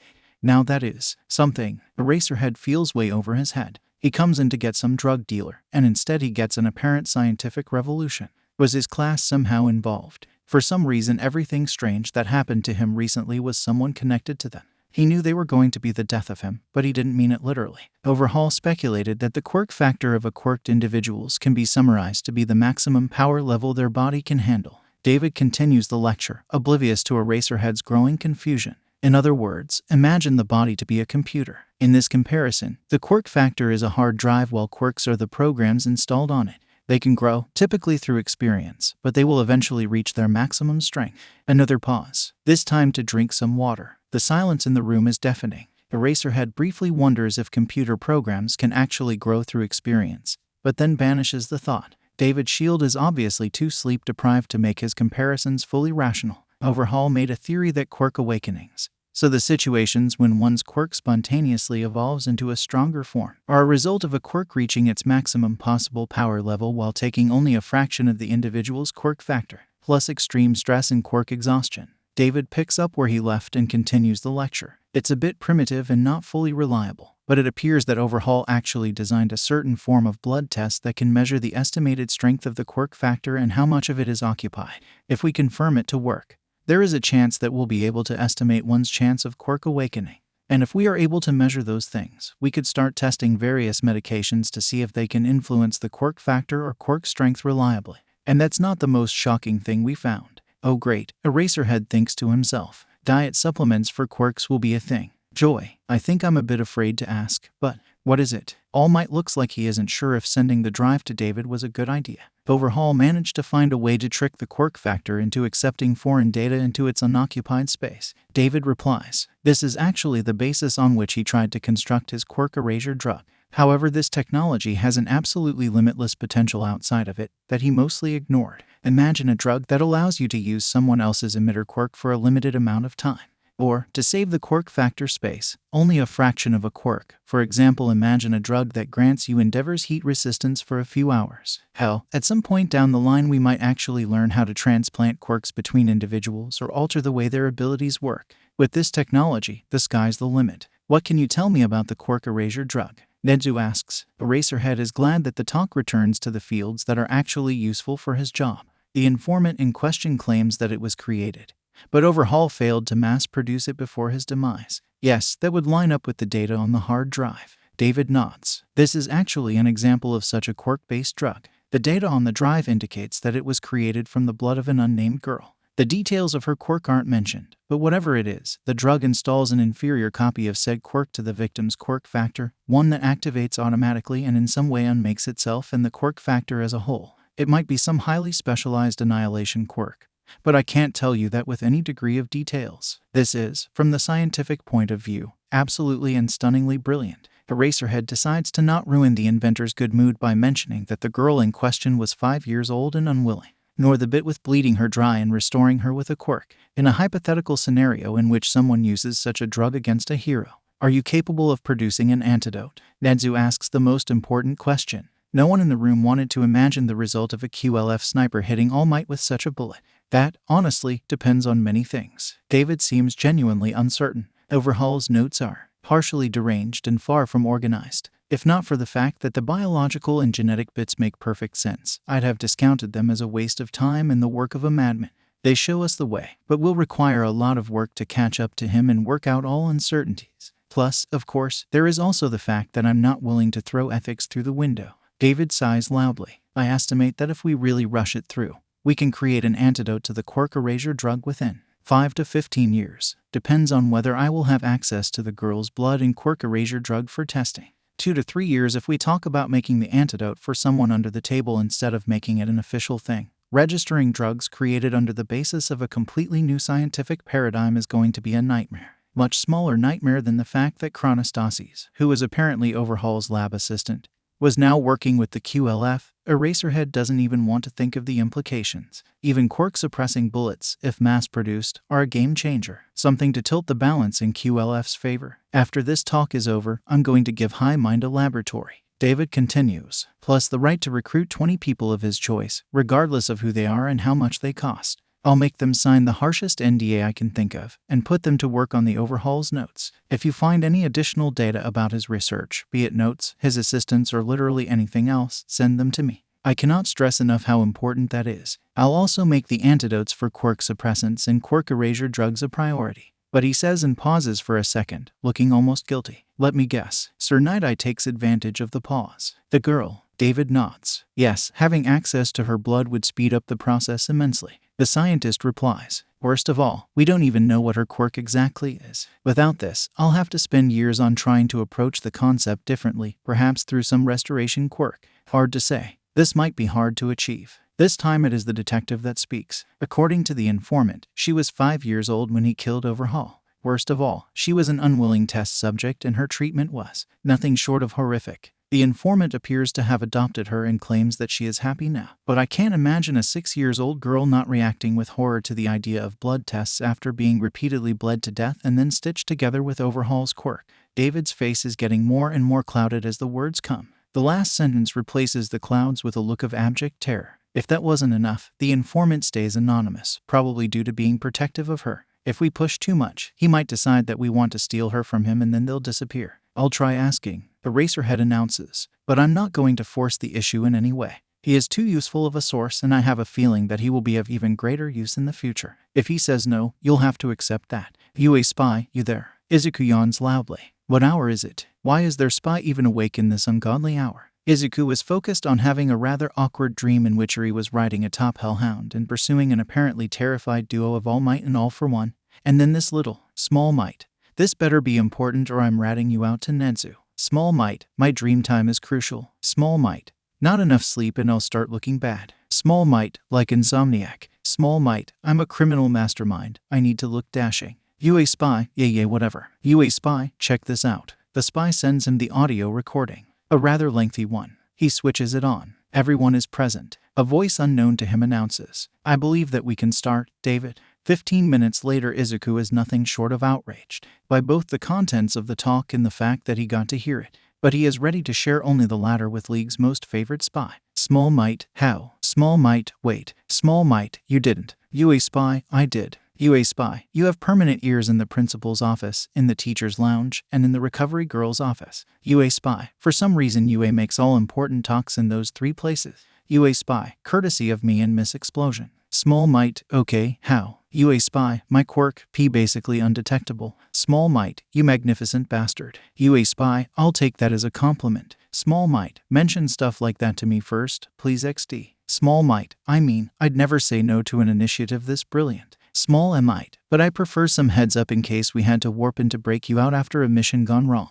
UA Spy, I probably shouldn't ask, but she didn't tell you. Small Might, you asked her to rely a message. Small Might, are you insane? UA Spy, my bad. UA Spy, I barely know you people aside from you, Kurajiri and Tenko. UA Spy, oh, and Himiko, though we didn't interact a lot. UA Spy, like, I know that Miss Explosion is crazy and a support engineer, but I don't know her personally. UA Spy, where was the last time we hanged out together? Small Might, 2 years ago I think. Small Might, we were celebrating your birthday and Papajiri baked you a cake. Small Might, Tenko accidentally decayed his slice and was on the verge of crying before you gave him your portion. UA Spy, good times. Small Might, I paid someone to clean your police records so you could hope to get to UA as a present. Small Might, I also gave you a list of instructions on how to catch up on your training since you didn't train for the few years as you thought that your dream was dead. UA Spy, it still is, you just gave me a better one. Small Might, big mood. UA Spy, I'll be sending you the recordings from now on. UA Spy, now good night.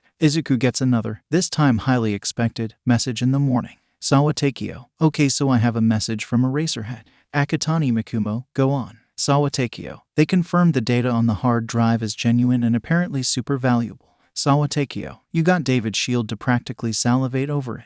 Sawatakio, they are still looking through the other data, but as a whole, you just got some very powerful and loyal friends who consider themselves seriously indebted to you. Sawatakio, Eraserhead told me that if you want something from my island, they can arrange it for you, free of charge. Akatani Mikumo, great, but I sense however. Sawatakio, yeah. Sawatakio, they are afraid that the QLF has replicated either the quirk suppressants or the quirk erasure drugs and want my island to work on the antidotes just in case. Sawatakio, seriously, how the fuck did we come from? You can find a bunch of D-rank villains in Building X to international schemes and SSS rank villains in like 3 years SMH. Sawatakio, Eraserhead wants to ask you if there is a chance to borrow your adopted ward for a while. Sawatakio, blood tests would be invaluable. Akatani Mikumo, he's asking for a lot. Sawatakio, yeah, but it's all fully optional. Sawatakio, no hard feelings when you say no. They are aware of her circumstances and your anonymity and know that this is a lot to ask for. Akatani Mikumo, I might get some blood samples from her, but that would be small blood samples and not very often.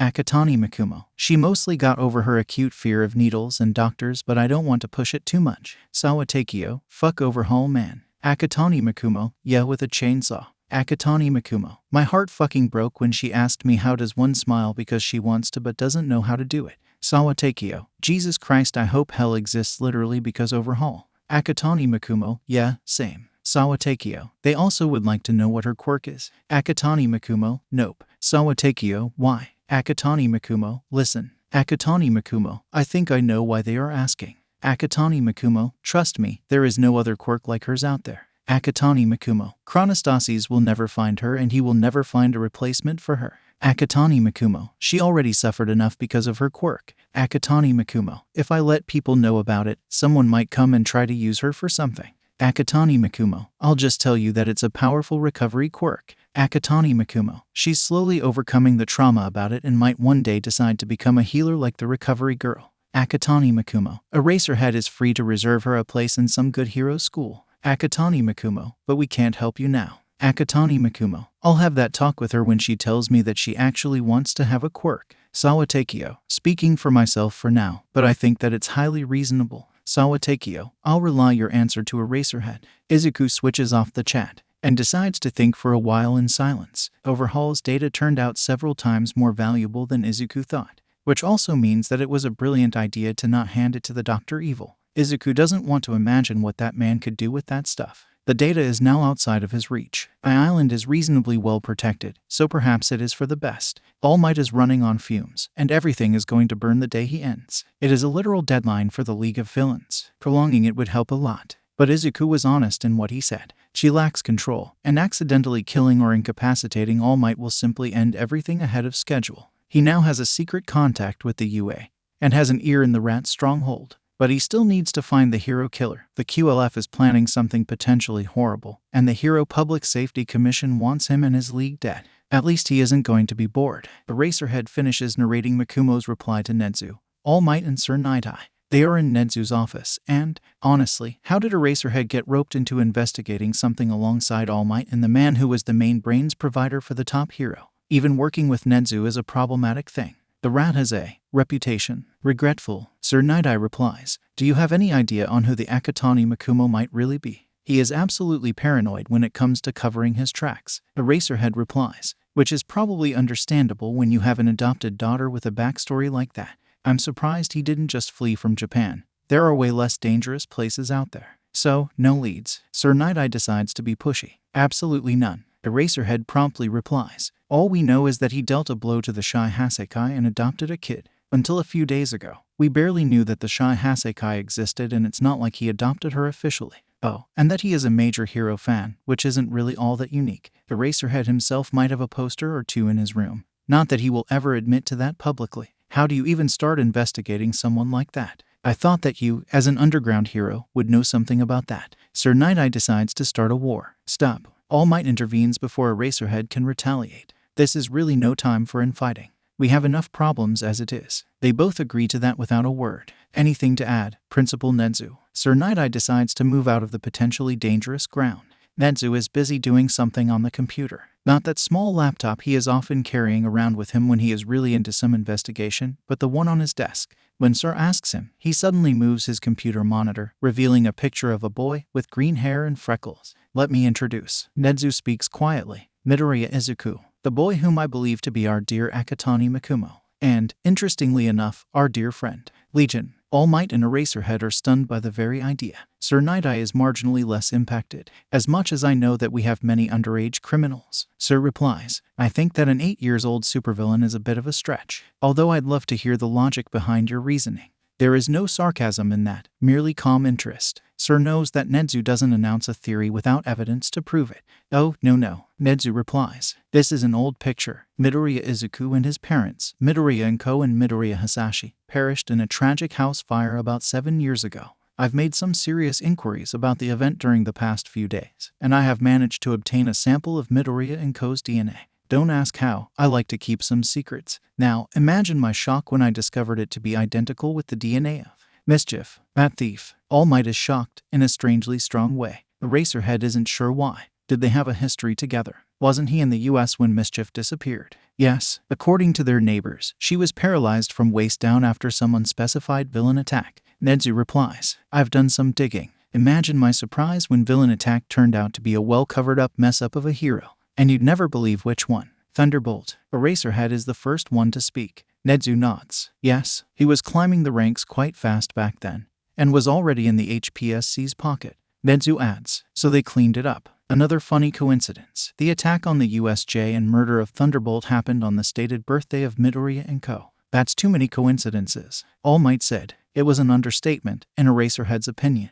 But how did you exactly find out about him? Bakugo Katsuki. Nedzu replied. The one a student. He and Izuku were childhood friends. Before he started to bully him for quirklessness. We already had a talk about that. Rat adds when he sees the look on Eraserhead's face. I do not blame him. His peers did the same, and his teachers openly encouraged such behavior. Nobody has ever considered telling him that what he was doing was wrong. I've corrected that mistake, and I will personally annihilate the school responsible for this mess. The rat sighs. If I saw genuine malice in Bakugo, I'd have expelled him immediately. Instead, I saw a confused young man who has genuine heroic aspirations but will require some corrections in the morals department. Besides, the last thing we want right now is a vigilante or even a villain who can secrete nitroglycerine at will. I understand. Eraserhead replies. He knows that many of the prospective heroes are a rowdy bunch. Bakugo has the drive, powerful quirk, and genuine combat instinct. He needs guidance, and that's what the school is for. He only wishes that Nedzu told him that right away, or that another school lived up to his duty. Continuing the subject, Nedzu says, he was the only person other than Thunderbolt against which Legion and his friends used lethal force. Legion didn't appear to be particularly interested in his old bully. After all, Bakugo was among the students that were to be teleported elsewhere. But my theory is that when Bakugo attacked him, he reacted with more enthusiasm than he intended.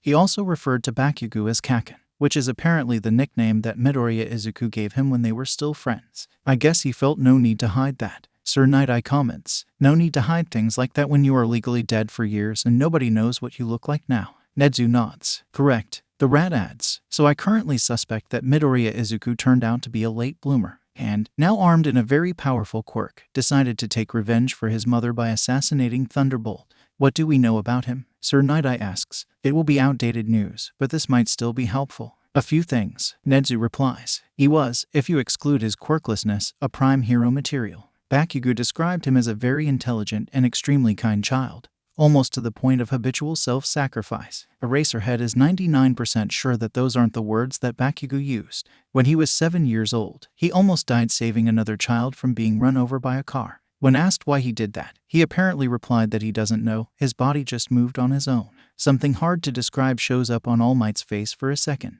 Eraserhead wonders what that was. Bakugo also mentioned that Midoriya Izuku was an extremely enthusiastic amateur quirk analyst. Nedzu continues. He started filling entire notebooks with analyses of interesting quirks he encountered practically right after learning how to write.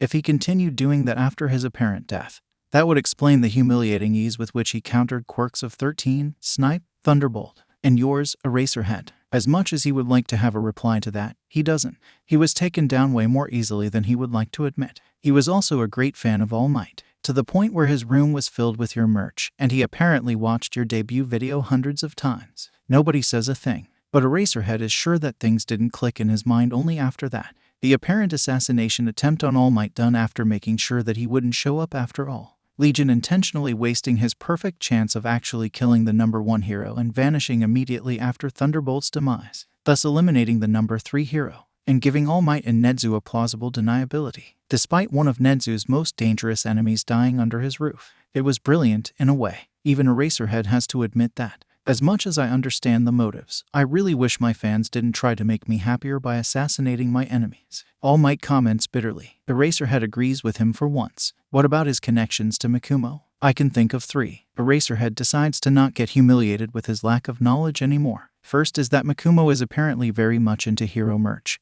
and Legion is still a fan of that, most likely. Second is the part that infiltrating a previously unknown criminal organization and saving a little girl from its clutches sounds like very Midoriya Izuku thing to do. Besides, his quirk feels like a perfect counter to Overhaul's. And the third one is the part where Mikumo said that he owes me for something. Soon after Vampire stabbed me and Decay rammed my head into concrete at Legion's orders. Correct, Nedzu admits. He appears genuinely happy that someone other than him proves to notice the strands. That's what brought my attention to the potential connection first. Then I made more connections. The fact that he reignited his contact with the Vigilante Alliance right after the USJ attack. The body builds of Mikumo and Legion are also almost identical, and we know that the latter has access to some excellent voice-changing support items. I made comparisons behind Mikumo's bodyguards and League of Villains members, and I'm almost certain that those two were Vampire and Mind Screw. Agile close-quarter combatant for defense against unexpected attacks. Sir Night-Eye comments. And the combination between a mental paralysis quirk user and someone who can literally kill you through a touch is very deadly. Nedzu nods. Yes, it was a very well-thought group. The Rat Bear says, I still didn't quite crack how Mind Screw's ability works, but it would be enough to halt some powerful attacker in their tracks for a quick escape, or for Legion to get close. As I said, Legion is an extraordinary quirk analyst, and knows how to use them for maximum efficiency. So, are we going to try to apprehend Legion? Sir Night-Eye asks. We have the upper hand, since Mikumo reasonably trusts us and we know who he is. We won't do anything. Nedzu replies. The remaining 3 stare at him in silence. Oh, eventually the League of Villains will have to be eliminated. No doubts about it. But my desire to see it annihilated as soon as possible shrank significantly when I established with absolute certainty that the League considers itself to be our allies and doesn't seem to be composed of utter monsters. They are no longer a dangerous wildcard messing up the already messy game. They are now an asset. I dislike the very idea. All Might comments quietly. Eraserhead disagrees with All Might on that, although he wishes he could agree with the number 1 hero. Yes, Nedzu replies. I know. Your untainted purity and uncontested strength as a symbol of peace are the sole reasons why the country still exists. But we all know how ugly things are beyond the curtain, which is why you left them to me. The Rat Bear sighs. HPSC's constant power grabs are a threat to Japan as much as the redistro is. For as long as the League of Villains is going to target the puppets of the Hero Commission, I'm going to remain incapable of finding them. We're going to continue our investigation so that we can destroy them instantly if they step out of the line, however. And then, there is Stain. Eraserhead sighs. All Might is going to get pissed off by that talk. Sir Night-Eye will be only barely less irritated. Hopefully no one gets punched out through the ceiling. UA Spy, oh shit oh fuck. Midoriya Izuku dislikes being woken up at an ungodly hour. This one might have been godly, but he also dislikes this type of messages. You immediately know that it is going to be messy. Small Might, what is it? UA Spy, so many shocking revelations that I don't know where to start. UA Spy, Nedzu knows who you are. Small Might, I know. Small Might, I called one a Boomboy with an old nickname. I knew he would connect the dots and I was 90% that Nedzu would catch wind of that. UA Spy, no. UA Spy, more than that. UA Spy, 1. He found that your mother was mischief. Small Might, oh fuck how. UA Spy, he didn't tell but it included DNA test. UA Spy, 2. He claims that some guy Akatani Mikumo is you. Izuku panics. There are no other words to describe his current state. This isn't a part of the plan. That most certainly isn't part of the plan. He knew that Nedzu was smart, but that is an overkill. If he somehow connected Izuku with All for One, the League would be super dead. His father is the only thing that could make Nedzu and HPSC work together. And with ferocious zeal, it is extremely unlikely, but Small Might, oh no how? UA Spy, apparently hero merch, similar stature and the fact that you said you owe Eraserhead something plus Akatani appearing right after USJ attack. Small Might, this is bullshit. UA Spy, a bit, yeah. UA Spy, but they all bought it. UA Spy, also they know that Vampire and Mindscrew were with you. Small Might, at least they didn't notice Gremlin. UA Spy, small mercies. UA Spy, good news is that Rat decided that you are now an asset in his proxy war with the Commission. UA Spy, they are planning to investigate more about the League to be able to take us down if we went renegade. UA Spy, but other than that, Nedzu is temporarily terminating his genocide crusade against us. Small Might, so mission failed successfully. UA Spy, kinda. The whole deal made All Might seriously unhappy. He doesn't like the part when his number one fanboy is killing people for him. Small Might, I'd stop being his fanboy if he was okay with that. UA Spy, he stormed out of the room cursing like a sailor and threatening to punch Nedzu and Eraserhead into the stratosphere when they started talking about the hero killer. Small Might, what? UA Spy, it might be better if you listen to it yourself. UA Spy, I still suspect it might be a fever dream. So he does listen to it. It isn't long, but it sure as hell puts his world upside down. Small Might, what in the fuck? Small Might, like what? Small Might, I don't even. Small Might, I mean it fits considering what I know about Stain, but Small Might, shit. Small Might, now I need to find him even more. UA Spy, yes. Yes you do. Small Might, I hate this country. UA Spy, big mood. Small Might, you can announce the mischief part on League's chat. I need some entertainment after this. UA Spy, I have an announcement. Vampire Princess, fuck school, what is it, Mystery Man? Handyman, yeah. UA Spy, through my unmatched spy skills. UA Spy, I have found out who Small Might's mom is. Fuck school, tell me immediately. Vampire Princess, did he let you talk about that? Small Might, actually, yeah. Small Might, Nedzu knows, so no need to keep things hidden anymore, at least within the League. Handyman, oh, Handyman, you in danger. Small Might, no need to commit murder in my stead. Tenko XD, at least not yet. Small Might, they all think she is dead and I murdered Thunderbolt on her birthday as a revenge. Small Might, because he put her on the wheelchair. UA Spy, Small Might's mom is Insomniac. Come on, the suspense is killing me faster than caffeine addiction. Fuck school, I need to know. UA Spy, Mischief. Fuck school, oh. Vampire Princess, yay. Insomniac, Ifcom, Handyman, who that? Small Might, my friendship with you have ended. Now at UA Spy is my best friend. Handyman, what about our game night? It's tomorrow. Small Might, what are we going to play? Handyman, Dark Souls. Small Might, you are still my best friend but you are on probation. Fuck school, I urgently require more information. Fuck school, your mother is Mischief. That cat thief. Handyman, she stole cats. Insomniac, holy shit man, your knowledge on villain trivia is just sad. Handyman, I consider it a victory over Small Might. Small Might, at fuck school, yes, that S-rank thief. Small Might, I saw drawings and recordings of her in that black cat costume jumping between buildings and honestly I can scarcely believe that's her myself. Vampire Princess, yeah, she is kinda round now. Fuck school, round. Small Might, chubby. Small Might, very emotional, happy as a housewife. Uses her small object attraction quirk to summon tissue boxes mostly. Small Might, can still move around quietly but doesn't really do it anymore. Handyman, sounds kinda weak. Handyman, like a low-level rogue. Small Might, let me tell you a family secret. Small Might, her quirk lets her attract small objects from a distance to her hand.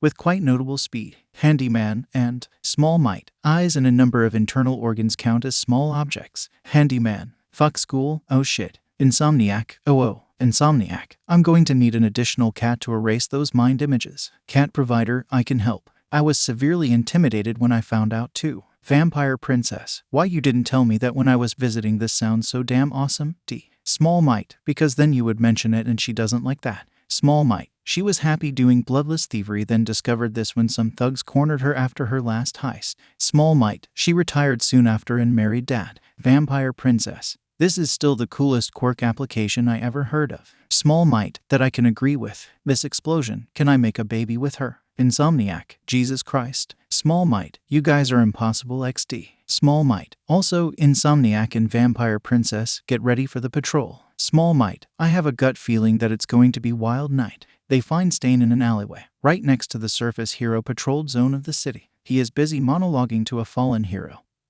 whom Izuku recognizes as High Slide. The hero is on the verge of bleeding out and paralyzed by Stain's quirk. He speaks through the speech-to-text. What are your gremlin eyes seeing? Miss Explosion, Sniper is back. Miss Explosion, moving to a position where they can see him. Miss Explosion, 1 minute. They arrived right on time. Stain. Legion walks out from behind the corner and his 2 bodyguards. We need to talk. Who are you? The hero killer rises from above his newest victim. He looks, well, like always, tall, gaunt and maniacal, with a rather horrifying face and a lot of sharp stuff pretty much everywhere. You will follow us. It isn't Legion that spoke first. It is Mindscrew. And now, an irony among ironies, hero killer finds himself unable to control his body and starts walking towards the 3 hooded figures. Unlike normal reactions to Mindscrew's quirk, that one is Porky. Brainwasher finds himself staring in shock at the person who is visibly struggling against the order, and after merely a few meters, manages to shake it off entirely. He didn't even know that this was possible. The hero killer screams, but Legion is faster. Kurogiri. The warp gate enveloped all 4 of them. Warping anywhere with an angry hero killer isn't the best idea Izuku ever had. Stain quickly proves it to him. The warp is still in progress when Mindscrew's jaw meets with Stain's fist, and his lights go out. Himeko tries to draw a knife, but is too late. Hero killer storms past her, using a short knife to lightly jab her and then immediately paralyzes her with his quirk. Izuku, the target of the charge, has no chance of moving fast enough to defend against Stain. To begin with, he is a 16-year-old child. Sure, his quirk is powerful, but Stain is a master of close-quarter combat that defeated dozens of pro heroes, with a quirk that requires him to draw their blood before it can do anything. Stain could as well be fighting quirkless. Izuku simply isn't an opponent to him. He lands on his back on the floor of the bar, with Stain towering over him and with one of his blades hovering a few centimeters above Izuku's eyes. The attack was so quick that he landed on the floor almost simultaneously with paralyzed Himeko and unconscious Hitoshi. Stop, Izuku shouts, not to Stain, but to Tenko, Mustard and Kurogiri. Especially the first one is about to leap at the hero killer, and that would have ended badly. Mostly for Izuku and Tenko. Stain's eyes quickly scan the room. League of Villains, he says after maybe 2 seconds. You're the thugs that dared to attack All Might. The filth that thought they could take down the symbol of peace. He was furious, but in a tranquil way. You're the type I despise the most. Izuku is absolutely terrified. Stain has that aura. It is similar to the one that his father sometimes exuded, but All for One's is calm and composed. It is terrifying but organized, born from an overwhelming strength chained by a wool of steel. Stain is ruthless, and you can practically feel it. His aura is born from the strength of conviction and readiness to see the world burn in their name. Izuku is terrified, but it isn't the first time he has felt it, and he knows what to do. Yes, Izuku replies. Stain looks back at him. And yet you will not kill us. If there is one thing that Stain respects, it is bravery in the face of death. Oh, for a second a bit of the tranquil fury is replaced with an interest. Despite being at my mercy, you have the strength to talk like that. There is a mind and will behind your actions, however misguided they were. Stain gives him one of those terrifying smiles he is known for. So, why do you think I'm going to spare a villain like you, Legion? Because if you kill me, then Eri will be sad. Izuku replies. Uncle Stain. There are a few seconds of utter silence. League members appear to be increasingly confused with what is happening. The tranquil fury on Stain's face is replaced slowly by shock and dawning realization. Izuku, Stain says. The shaken tone of the voice is a clear sign that the hero killer could barely believe it. He takes off Izuku's hoodie and sees familiar, green hair. Something in his eyes steals up. We're going to have a serious talk about the things you did, kid. Stain has no idea that it is going to work both ways. Fine, Izuku says, while standing up. Stain makes a step back, freeing him, while also sheathing his knife back. But before that happens, I think you should invite the members of your crew. We also need to bring Mindscrew back to his senses and patch up Vampire. So, let's delay the meeting for a few minutes. Of course you figured out that I'm not working alone. Stain chuckles. Why am I not surprised? Did I at least manage to hide my lair? Or did you find it too? Izuku remembers Stain being greatly surprised and impressed by his information-gathering skills back then. The impression, apparently, remained. If I found your quote-unquote lair, uncle, I wouldn't have to look for you on the streets. Izuku replies, tell Kurogiri where it is and go fetch them up.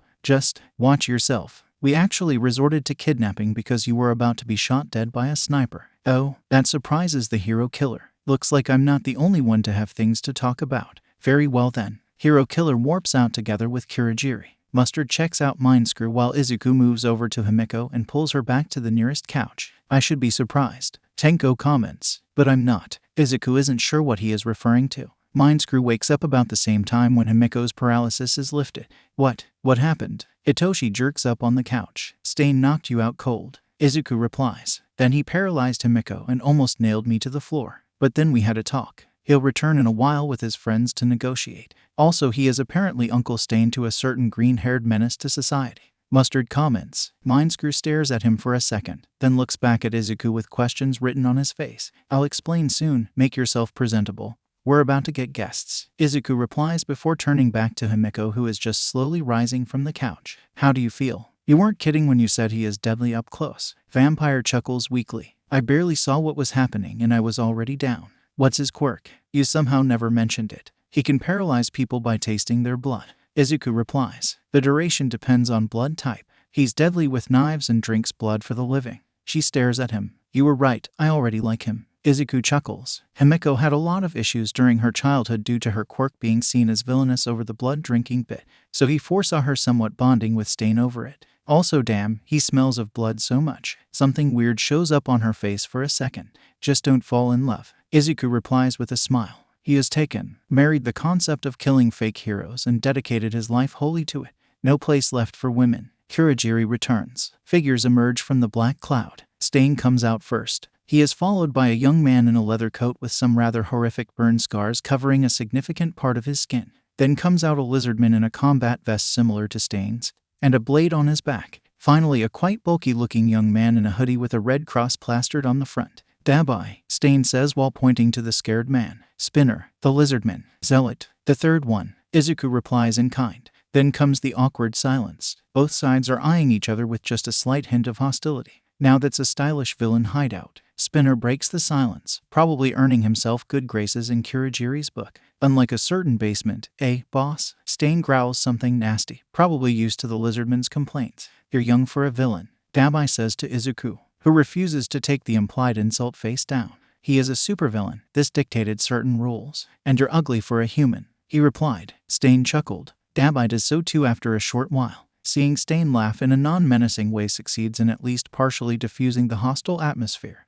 But it is still there. Izuku isn't surprised. League members probably feel like prey in the presence of a predator. Stain does that to people. I think I like you. Dabai adds. I don't swing that way. Izuku replies. There is a brief what I didn't mean it like that on Dabai's face before the room erupts in laughter. Tensions are gone. They can move on to business. Alright people, just sit wherever. If you want something to drink, ask Kurogiri. He is probably giddy on the inside that his bar finally has proper guests. Warper gives him a death stare. Probably. It's going to be a long night. Everyone sits around. Perhaps unsurprisingly, Stain's crew sticks to him. So, Stain starts. Care to explain why the #1 fan of All Might tried to assassinate him? The hero killer isn't one to beat around the bush and kill a bunch of kids. I didn't. Izuku replies. I was after Thunderbolt. I mentioned killing All Might as a form of intimidation factor, which sadly backfired. And the kids weren't in danger, but try to explain that to the media. Fair. Stain knows what bad publicity means. No matter how many times he strikes against some serious monsters pretending to be heroes, the media publish materials making said heroes into innocent victims and him into a ruthless monster.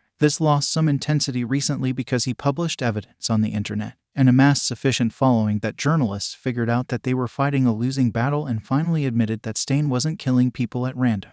They still paint him as a monster. It isn't hard to achieve, in Izuku's opinion. Hero killer is a serial murderer, even if one with a code of honor that he stuck to. In a better world, he would be best incarcerated. In a better world, Izuku would probably help in that. I'm still surprised to see the kid I knew become a supervillain, Stain says. And that you got a quirk. Why didn't you become a hero with it? You had the drive and potential to become a true one. It is the highest compliment one could get from Stain. Even his sidekicks appear surprised by him saying that. I thought about that, Izuku replies honestly. But in the end, heroes are split between Nedzu and the Hero Commission. They are pretty much waging a secret war now, and I refuse to become a hero only to kill or backstab other heroes. I prefer to be a villain and be honest to the word than to be a hero in times like this. But whom am I to tell you about this secret war? He gives Stain a knowing look. So, you found out. Stain chuckles. Looks like you only got sharper since the last time we met. About the fact that the overwhelming majority of your victims were on the Hero Commission's side.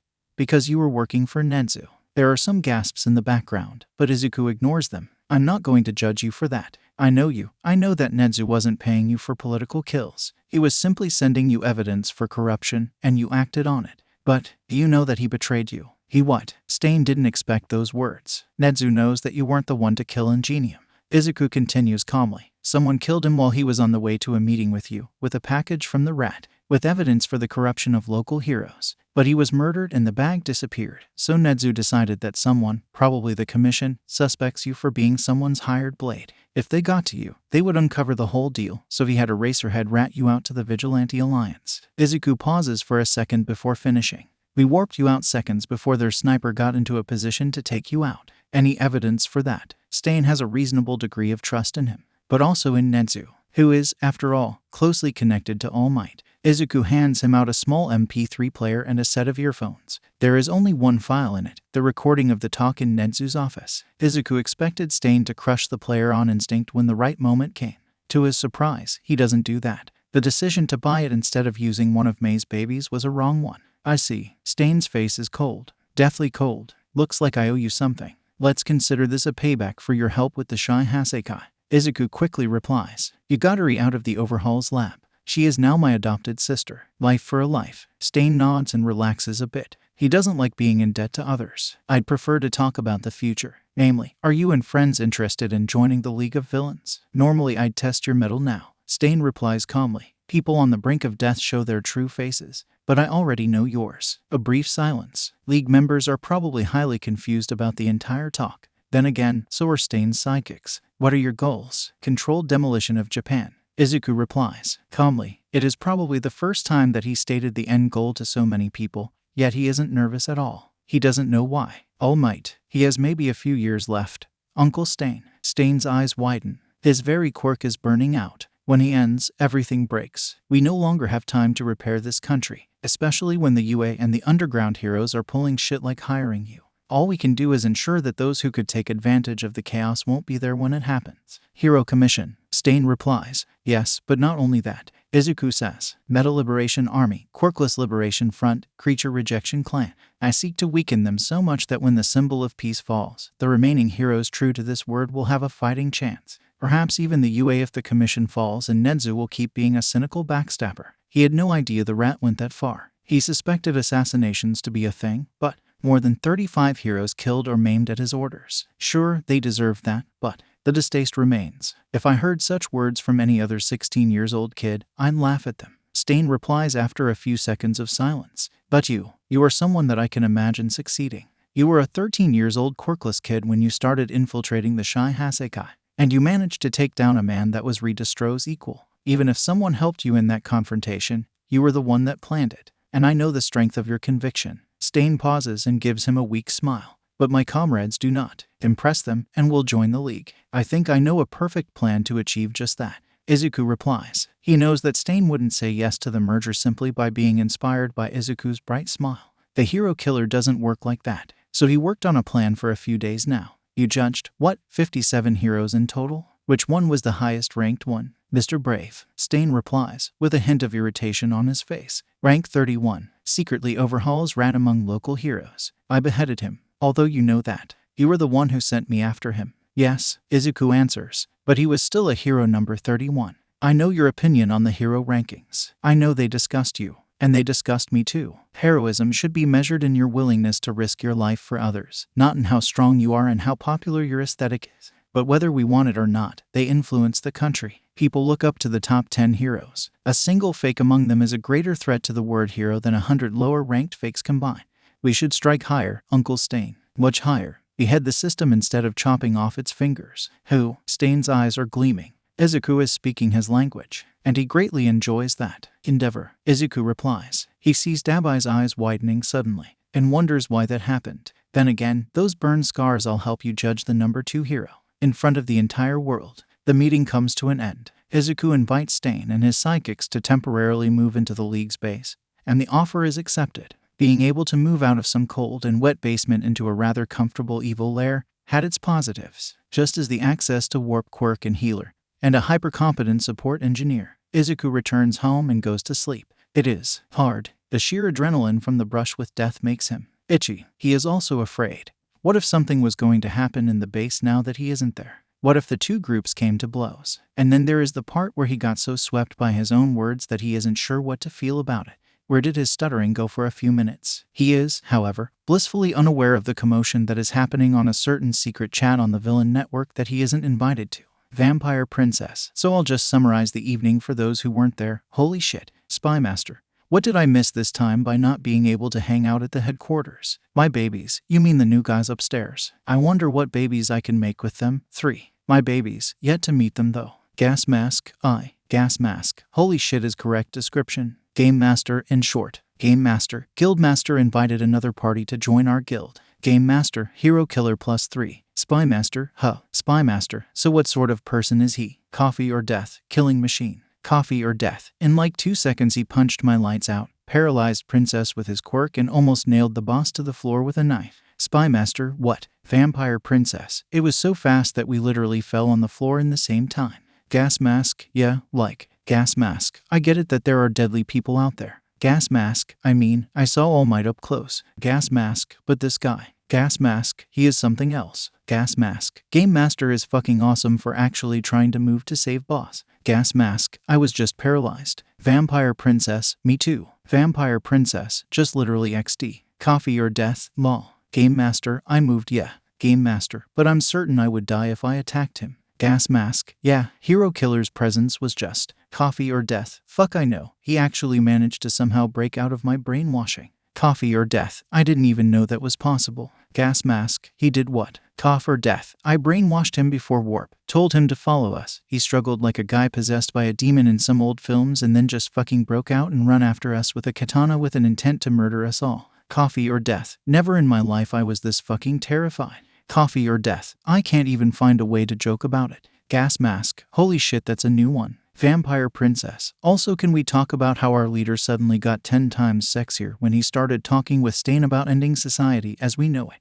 Vampire Princess. It was super hot and super terrifying at once. Vampire Princess. I'm sexually confused. Gas mask. I don't know about sexier, but gas mask. Stain was intimidating like hell. Gas mask. But when boss was having the talk with him, casually mentioning his desire for controlled demolition of Japan and annihilation of the Hero Commission, and then announced that they will fucking murder Endeavor together in front of cameras. Spy Master. They will what? Gas mask. Holy shit, it was like I was watching two Stains talk together. Gas mask. Even Stain's sidekicks felt it. Gas mask. It's like those two were alone in the room. No one else had the courage to even breathe loudly when they started. Game Master. High charisma stats plus bonuses from supervillain feat in Mastermind class. Game Master and really good roll. Game Master. But yeah, felt that too. Vampire Princess. He has those moments, like Vampire Princess. He is normally adorable and kind and cute and just a sunshine in the form of human being, with just a hint of shyness to heighten the adorable part. Vampire Princess. I know he is hiding a lot from us, but he is so kind that I'm not even having a problem with that because I know that he is too sweet to betray us and will tell us when it will be the right time and probably looks forward to it.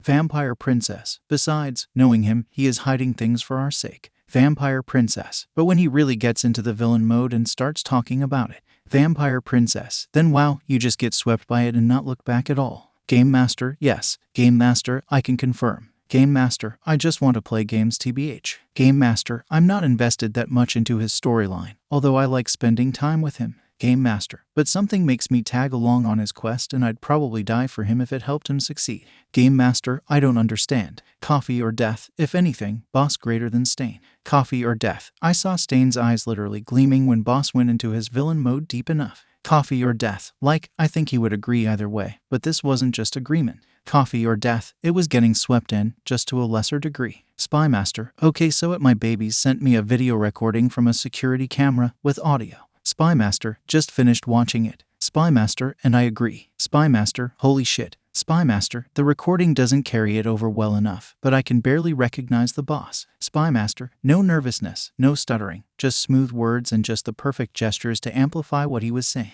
Tired nanny, it's charisma. Vampire princess. Wild Papagiri appears. Tired nanny. I was busy at the bar and helping 4 new people settle in. Tired nanny. Also, I'm not wild, and not a Papagiri. Gas mask, charisma. Tired nanny, special type of. Tired nanny, his father has it. Stain has it. All Might has it. Redistro and Eclipse too. Endeavor wishes he had it. Tired nanny, it's something that you get from a combination of conviction to change the world, readiness to act upon it, willingness to spill blood if needed, and power. Tired nanny, think about All Might. Imagine that you are random passersby attacked by a villain. Suddenly All Might appears and makes the fear not, for I am here talk. Tired nanny, if anyone else spoke such words, people would have laughed at the cheesiness or remained terrified of the villain. But here it makes them hopeful and calms them down, because they know, instinctually or not, that he wholeheartedly means it, that he has the strength to back his statement, and that he would rather die than abandon them. Tired nanny, Stain is identical. That man has abandoned his prior life not once, but twice, for his ideals. He has dedicated his very existence to purging false heroes from this world. Only death or incarceration can stop him, and the latter only until he inevitably escapes. Tired nanny, if All Might turned his back on people in need, or if Stain willingly spared a false hero, their aura would no longer be genuine, because even if no one else would know, they would, and this special quality of charisma would have vanished from them. Tired nanny, you were influenced by Izuku's words, because they were honest and, however cliché it might sound, they came from his heart. Game Master, TLDR boss has opus charisma and persuasion skills but is normally too shy and anxious to be aware of it. Tired nanny, this is an accurate statement. Game Master, also he is bad at lying. Tired nanny, which is why he prefers telling you to the face that he can't tell you about something, or not mention something at all. Game Master, also who the hell was Overhaul? Gas mask. Yeah, I didn't know about that, but knowledge of boss past is literally required for my continued survival. I demand answers or I stop breathing. Vampire princess. You remember me mentioning that the boss little sister is adorable. Game Master. Is high charisma stat inheritable? Vampire princess. Probably, but she is adopted. Boss apparently saved her from the villain named Overhaul after killing said villain. Vampire princess. Also said villain has literally bled said girl dry as a part of his sick experiments and then stitched her back together with his quirk. Vampire princess. So he pretty much killed a 5-year-old girl dozens of times and then resurrected her back. Gas mask. What the fuck? Vampire princess. And he did that to a granddaughter of a guy that apparently pretty much adopted him from the streets. Vampire princess. I'm okay with stabbing people if I have to, or if the boss tells me to, or if someone pisses me off badly enough. But this, yeah, nope, I'm drawing a line. Vampire princess. At Spy Master you knew about this. You are oddly silent. Spy Master, I know a lot of things. I overheard Nedzu, All Might and Eraserhead talking about this in the UA. Spy Master. Boss sold the Overhaul's research data to Island through Eraserhead. Spy Master. I think he kept it mostly quiet because he wasn't sure how you would react to his silent deals with the heroes. Vampire princess. Not very quiet. Vampire princess. Me and Coffee were there. Boss kinda gave us a lecture afterwards about lines he isn't ready to cross in order to achieve his goals. Vampire princess. I got a feeling that he was planning to introduce others to the concept,